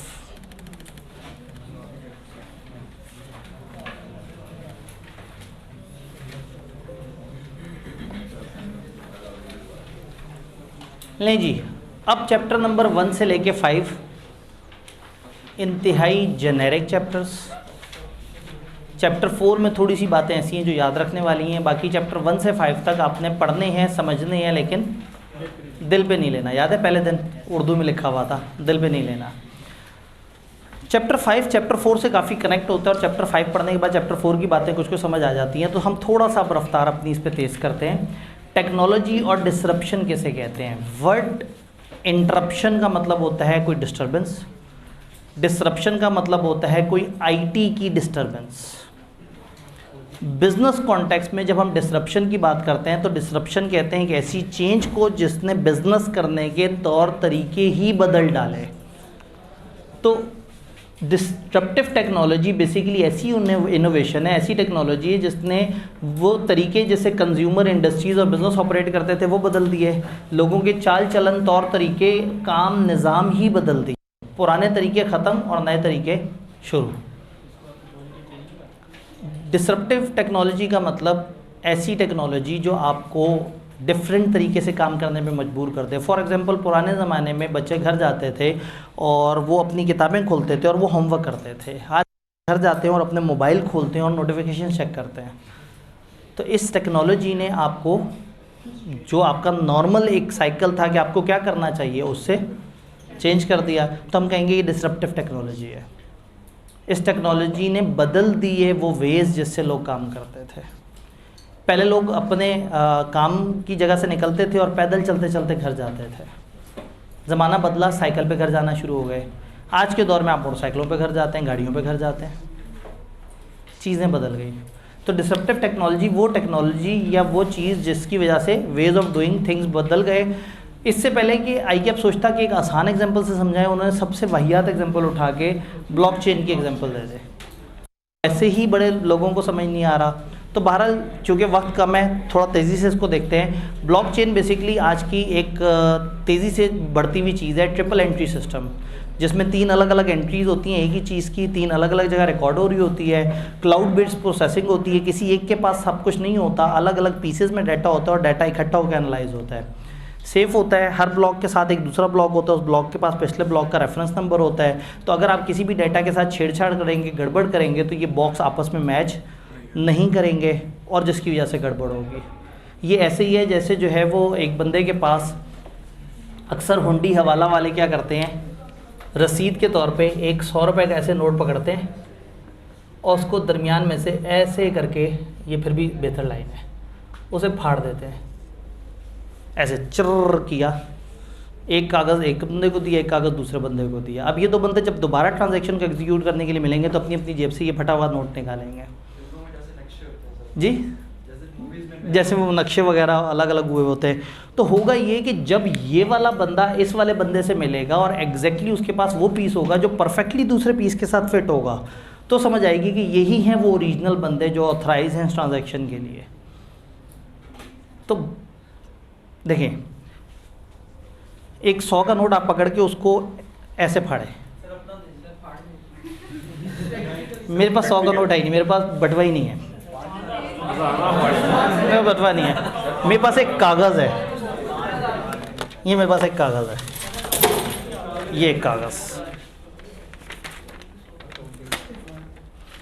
जब आप कागज़ फाड़ते हैं तो उसकी बहुत डिसेंट 2 टुकड़े होते हैं।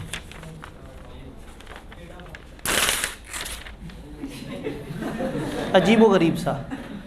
इस कागज़ को 100 दफ़ा फाड़े, ये दोबारा ऐसा नहीं फटेगा। कोशिश करें, घर जाके जिस रजिस्टर पे MFA लिखा हुआ है उसके हर सफ़े को पकड़ के, कहने का मतलब ये है कि आप जब भी फाड़ेंगे तो वो एक रैंडम पैटर्न बनाता चला जाएगा और ये वाला रैंडम पैटर्न उसके साथ रेजोनेट कर रहा है। दुनिया में कोई ऐसा और कागज़ नहीं होगा जो एग्जैक्टली से, अब इस सफ़े की 100 फोटोकॉपियाँ भी हो ना, तो एग्जैक्टली परफेक्टली इस तरह का डिज़ाइन शायद इतने आराम से दोबारा नहीं बन सकेगा। और ये फिर कागज़ है। तो ब्लॉकचेन में क्या होता है, ब्लॉक्स होते हैं, हर ब्लॉक के साथ दूसरे ब्लॉक का एड्रेस होता है। सिर्फ दुनिया में यही 2 ब्लॉक जब जुड़ेंगे तो वो चीज़ पढ़ी जा सकती है, अगर ये ना जुड़े तो वो चीज़ नहीं पढ़ी जा सकती। तो ये हुंडी वगैरह में या जो दूसरे मुल्क पैसे भेजते हैं या ट्रांजैक्शन करते हैं, वो इस तरह से करके एक कागज़ दूसरे को देते हैं, एक अपने पास रख लेते हैं और फिर 2 महीने बाद जब एग्जीक्यूशन का टाइम आता है तो कहते हैं हाँ भाई तुम अपना वर्का निकालो, ये अपना वर्का निकालते हैं, ऐसे करके उसे रखते हैं। अगर वो परफेक्टली मैच कर जाए तो पता लग जाता है कि हाँ ये 2 एग्जैक्टली ऑथराइज लोग हैं। उस दौर में नहीं, आज भी ऐसा ही हो रहा है, प्रैक्टिकली ऐसा हो रहा है। तो ब्लॉकचेन में ये टेक्नोलॉजी के थ्रू हो रहा है। टेक्नोलॉजी क्या कर रही है कि ट्रांजैक्शन के छोटे छोटे पीस स्टोर कर लिए, ये पीस जब इकट्ठे होंगे तो पढ़े जा सकते हैं, वरना नहीं पढ़े जा सकते। टोरेंट पे फिल्में डाउनलोड करते हैं, आपके पास एक मूवी के कुछ टोरेंट्स पड़े हुए हैं, एक जगह से डाउनलोड हुए हुए हैं, आपने कहीं और से कुछ और पीसेस पकड़े, इन दोनों को जोड़ा, फिल्म बन जाएगी। एग्जैक्टली वही वाले पीस जितने टुकड़ों में डिवाइड हुई हुई है उतने ही पीसेस को दोबारा जोड़ेंगे तो वो फिल्म चलेगी, वरना वो फिल्म नहीं चलेगी। तो ब्लॉकचेन इस टेक्नोलॉजी पे चलती है कि वो सारी चीज़ों को छोटे छोटे डाटा में डिवाइड कर देती है, एक चेन बन जाती है, चेन कनेक्टेड होती है और फिर मिलके चल रही होती है। तभी तो मैं कह रहा हूँ मुझे बड़ा गुस्सा है इस बात पे कि गलत जगह गलत एग्जांपल दे दी। अच्छा वाला चैप्टर हमने तेज़ी से चलाना है और फिर ब्लॉकचेन बीच में आ जाती है। जी, इंटरनेट में भी तो डेटा ट्रैवल। जी, इंटरनेट में सारा कुछ डिवाइड हुआ हुआ है। इसमें एक डाटा, किसी एक डाटा को डिवाइड किया हुआ है, उसमें भी सर जब ट्रांसफर करते हैं तो पैकेट्स में डिवाइड, लेकिन वो यूनिफॉर्म पैकेट्स होते हैं, वो हमेशा बिट्स और बाइट्स में ट्रैवल कर रहे होते हैं, जबकि ये आपने अनऑर्गेनाइज्ड डाटा दे दिया है। तो जब तक ये दो डाटा आपस में जुड़ेंगे नहीं, वो चीज़ एग्जीक्यूट नहीं होगी। तो अब ट्रांजैक्शंस की जब एंट्री होती है तो डेबिट इधर, क्रेडिट इधर, और एक तीसरा रिकॉर्ड ब्लॉकचेन पे। इस ट्रांजैक्शन को दोबारा देखने के लिए डेबिट और क्रेडिट के साथ वो तीसरी चीज़ का मौजूद होना ज़रूरी है। अगर वो तीसरी चीज़ नहीं है तो ये डेबिट क्रेडिट भी पढ़े नहीं जा सकते। तो दुनिया में अब ये चीज़ बड़ी स्ट्रॉन्ग हो रही है और इसके ऊपर पूरी करेंसीज चल रही हैं। बिटकॉइन पूरा का पूरा इस टेक्नोलॉजी पे काम कर रहा है कि जिसमें लोग एक दूसरे से कनेक्टेड होते हैं और चीज़ों को लेके चल रहे होते हैं। खैर, टेक्नोलॉजी की जब हम बात कर रहे हैं तो उन्होंने कहा जी ह्यूमन माइंड नॉर्मली लीनियर तरीके से काम करता है, एक्सपोनेंशियली काम नहीं करता। इंसान एक वक्त में एक दो चीज़ें, तीन चार चीज़ें साथ साथ कर सकता है, लेकिन सैकड़ों चीज़ें एक साथ नहीं कर सकता। लेकिन कंप्यूटर भाई साहब जो है ना, वो बड़ा कुछ कर सकते हैं। प्रोसेसिंग पावर बढ़ गई है, कम्युनिकेशन स्पीड बढ़ गई है, स्टोरेज कैपेसिटी बढ़ गई है आज के दौर के कंप्यूटर्स की। तो आज के दौर के कंप्यूटर्स इतने तेज़ हो गए हैं कि आप इनको एक वक्त में 100 काम भी दे दो तो ये इंसानों से तेज़ कर देंगे, और इंसान 2 काम करने में अच्छा खासा टाइम लगा देगा और ये फटाफट करते जा रहे होंगे। डिसरप्टिव टेक्नोलॉजी को बताते हुए उन्होंने समझाया कि इंटरनेट किसे कहते हैं। मेरा नहीं ख्याल कि आपको बताने की ज़रूरत है। Internet, network of all networks, इतने सारे नेटवर्क जब एक बड़े नेटवर्क में कनेक्ट होते हैं तो इंटरनेट। आज के एरा में इंटरनेट के बगैर आपको सांस नहीं आता। आज के एरा में इंटरनेट एक इतनी ज़रूरी चीज़ बन गई है कि कंपनियों के सारे सर्वर्स वहाँ पे पड़े हुए हैं, आपके सारे ऑनलाइन लेक्चर्स वहाँ पे पड़े हुए हैं, emails, data, accounting, majority of the things internet के ऊपर हो रही हैं। देन एक कॉन्सेप्ट आता है ई बिज़नेस। जब आप बिज़नेस को इलेक्ट्रॉनिक तरीके से करते हैं तो ई बिज़नेस। जब आप बिज़नेस के अंदर आईटी को इन्वॉल्व कर लेते हैं, जब बाइंग एंड सेलिंग जो है वो इलेक्ट्रॉनिक तरीके से हो रही होती है, जब चीज़ों की ऑक्शन इलेक्ट्रॉनिक तरीके से हो रही होती है, जब ऑनलाइन लेक्चर्स की बाइंग एंड सेलिंग ऑनलाइन तरीके से हो रही होती है, तो ये सारा क्या है? ये ई बिज़नेस। तो ई RAET बन जाते हैं वो सारे RAETs जो कि आपको ऑनलाइन एजुकेशन दे रहे होते हैं, तो वो इलेक्ट्रॉनिक RAET बन जाते हैं। फिर उनको बहुत बड़ी बड़ी प्लेसेस नहीं चाहिए होती हैं, उनको सिर्फ एक ऑनलाइन एग्जिस्टेंस चाहिए होती है। एम कॉमर्स, मोबाइल से जो कॉमर्स हो रही है। अगर आपका मोबाइल बाइंग एंड सेलिंग में आपको हेल्प कर रहा है, अब बिजनेसेस को पता है कि लोगों के हाथ में मोबाइल है, तो पुराने बिजनेस जो टीवी पे ऐड देते थे कि ये बड़ी ज़बरदस्त चीज़ है, आप परचेज़ कर लें, मोबाइल में एक नोटिफिकेशन आता है, मोबाइल में आप चलते चलते एक पेज आता है, आप क्लिक करते हैं तो वहीं पे होता है प्लेस ऑर्डर। आप किसी ऐड पे क्लिक करते हैं, फ़ौरन से एक व्हाट्सएप में उसके आप नंबर तक पहुंच जाते हैं कि अगर आपने उनसे मैसेज पे कुछ पूछना है। तो एम कॉमर्स इज़ मोबाइल को यूज़ किया जाए और कॉमर्स की जाए।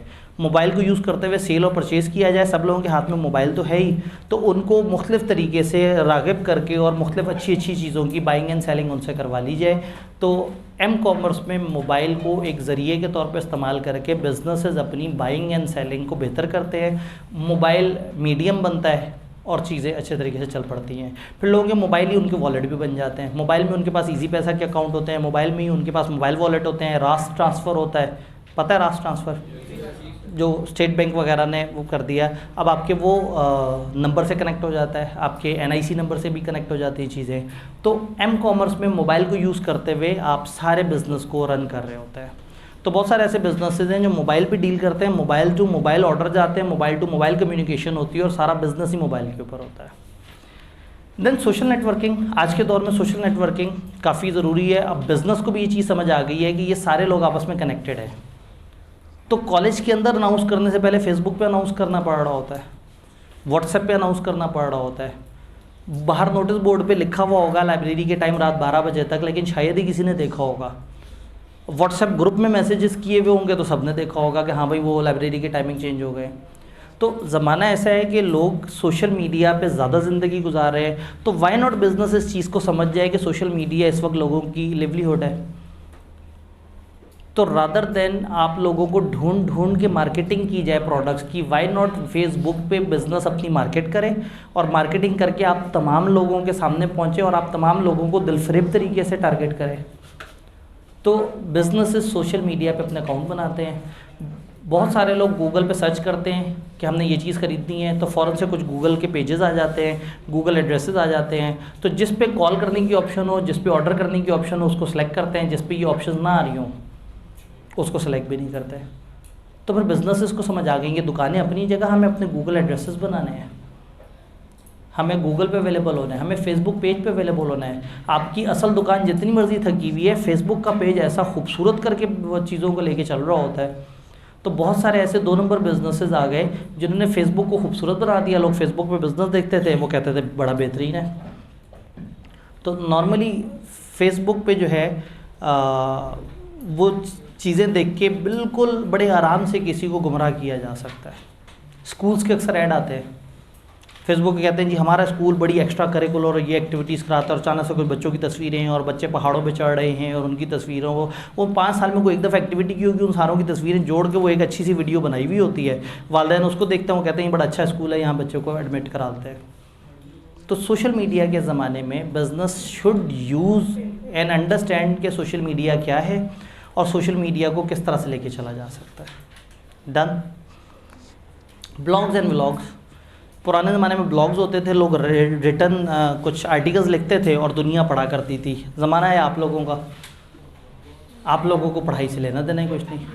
आप कहते हैं टीचर का लेक्चर चल रहा हो, उसको 1.5 पे चलाएं, ना मज़ा आए तो 2 पे चला दें, ठीक है। और कुछ पोर्टल्स तो आपको 4 तक जाने की कैपेसिटी भी देते हैं, क्योंकि उन्हें पता है कि बच्चा सुनना तो चाहता ही नहीं है हमें, बस चलो उसने बस पैसे ही देने ना, आए जल्दी से पैसे दे और निकल जाए।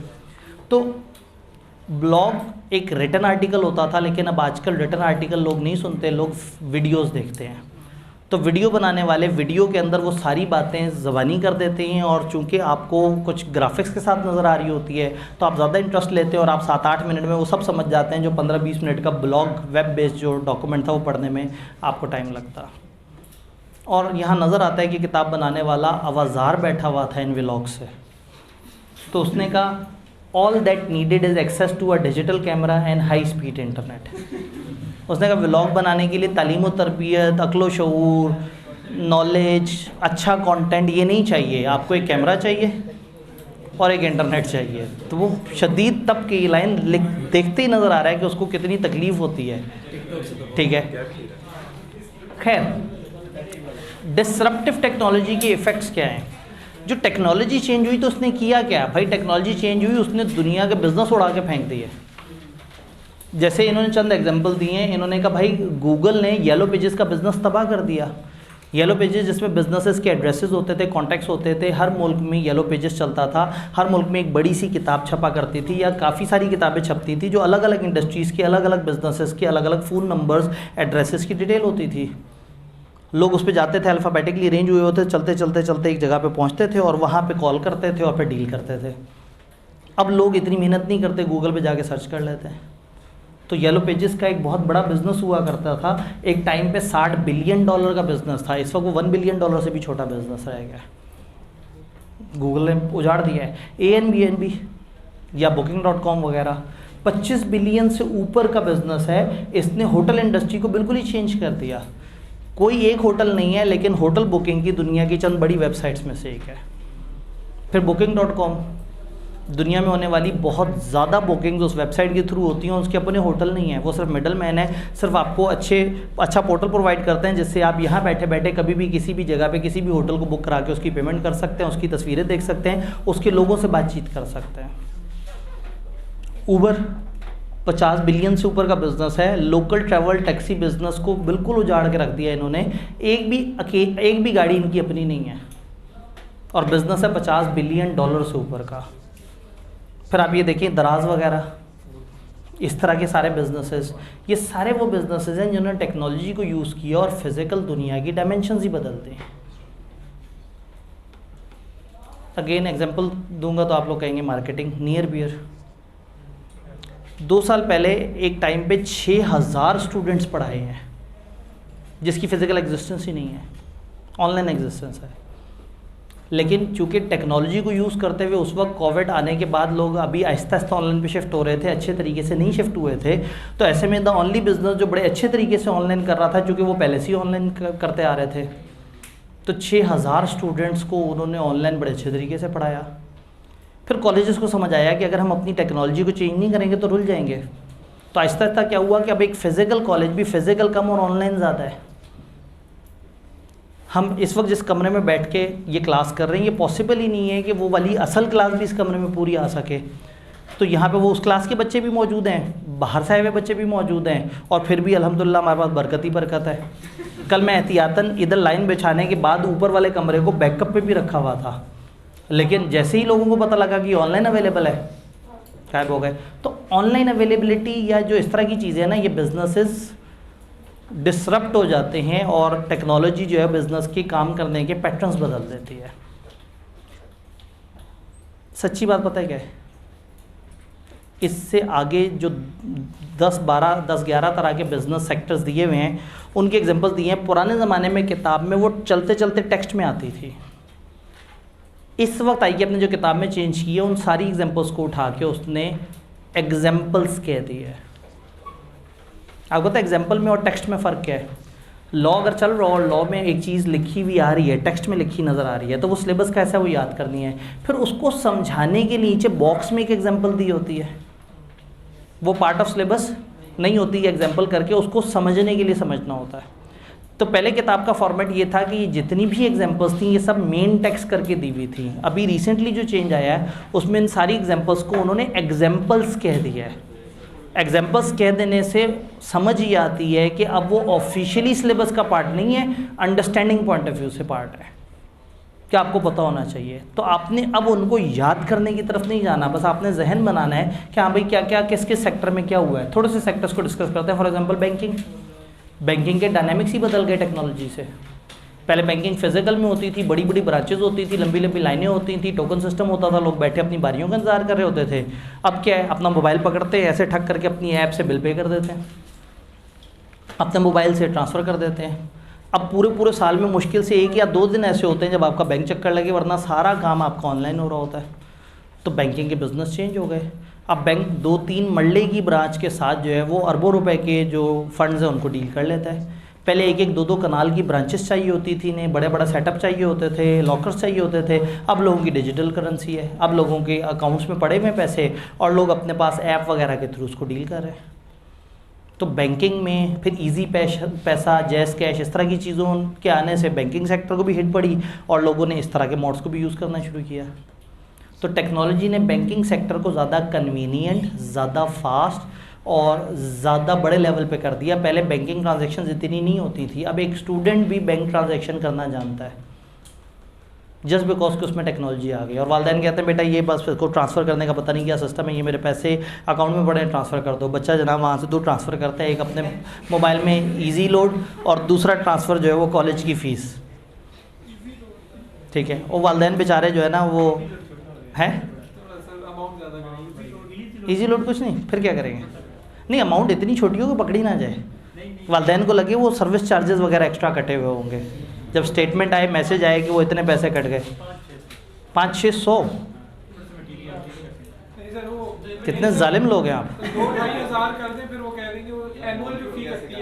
अच्छा, जनरली मैं एग्जांपल देते हुए सोच रहा था कि आप तड़प के कहेंगे सर क्या बात करते हैं, ऐसे थोड़ी होता है। वालिदैन का पैसा है, आपने हमें 2 नंबर इंसान समझा हुआ है, आप हमें बेईमान चालबाज इंसान मानते हैं। आप कहते हैं सर इजी पैसा जैसी छोटी बात कर दी आपने, गेम उठाएं ले जी आपने, है ना, जज्बात मजरू कर दी। एक आध और सेक्टर देख लेते हैं, retail and e commerce. Retail क्या है? ये जो दुकानें, ये जो इस तरह से करके दुकानों की आहिस्ता आहिस्ता एग्जिस्टेंस ख़त्म होती जा रही है। पहले बड़े बड़े सेटअप होते थे, छोटे होते जा रहे हैं, मार्केटों के रश ख़त्म होते जा रहे हैं। वो लोग जिनको ऑनलाइन की एक्सेस नहीं है वो मार्केट्स में जा रहे हैं, और जिनको ऑनलाइन की एक्सेस है वो घर बैठ के शॉपिंग कर रहे हैं। ग्रॉसरी के स्टोर तक लोग नहीं जा रहे, घर बैठे बैठे शॉप कर रहे हैं। कपड़े तक घर बैठ बैठ के मंगवा रहे हैं, खिलौने घर बैठ के मंगवा रहे हैं। तो इससे क्या हुआ कि दुकानों को समझ आ गया कि भाई हमें अच्छी जगह दुकान लेने की ज़रूरत नहीं है, हमें एक अच्छा ऑनलाइन स्टोर होने की ज़रूरत है। तो एक बड़ा सा गोदाम पकड़ेंगे, फ्रंट पे एक छोटी सी दुकान रखेंगे और अपना ऑनलाइन स्टोर चालू कर देंगे।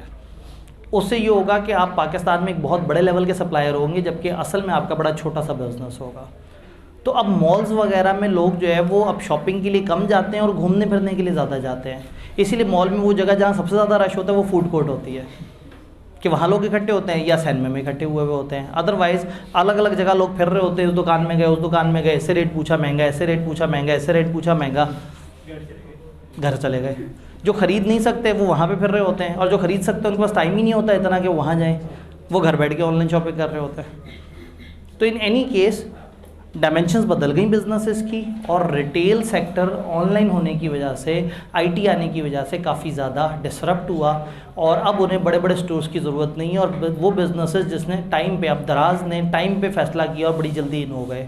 homeshopping.pk, बहुत सारी ऐसी वेबसाइट्स हैं जिन्होंने टाइम पे डिसीजन लिया और अपने ऑनलाइन स्टोर को शुरू किया, और अब उस ऑनलाइन स्टोर होने की वजह से आज उनकी सेल किसी भी और फिजिकल यूटिलिटी स्टोर से काफ़ी ज़्यादा है। मेट्रो जैसे इदारे को जो होलसेल वगैरह में भी डील करता है, मजबूरन अपनी ऐप देनी पड़ी, हाइपरस्टार को, केयरफोर को, इन सबको अपनी ऐप्स देनी पड़ गई।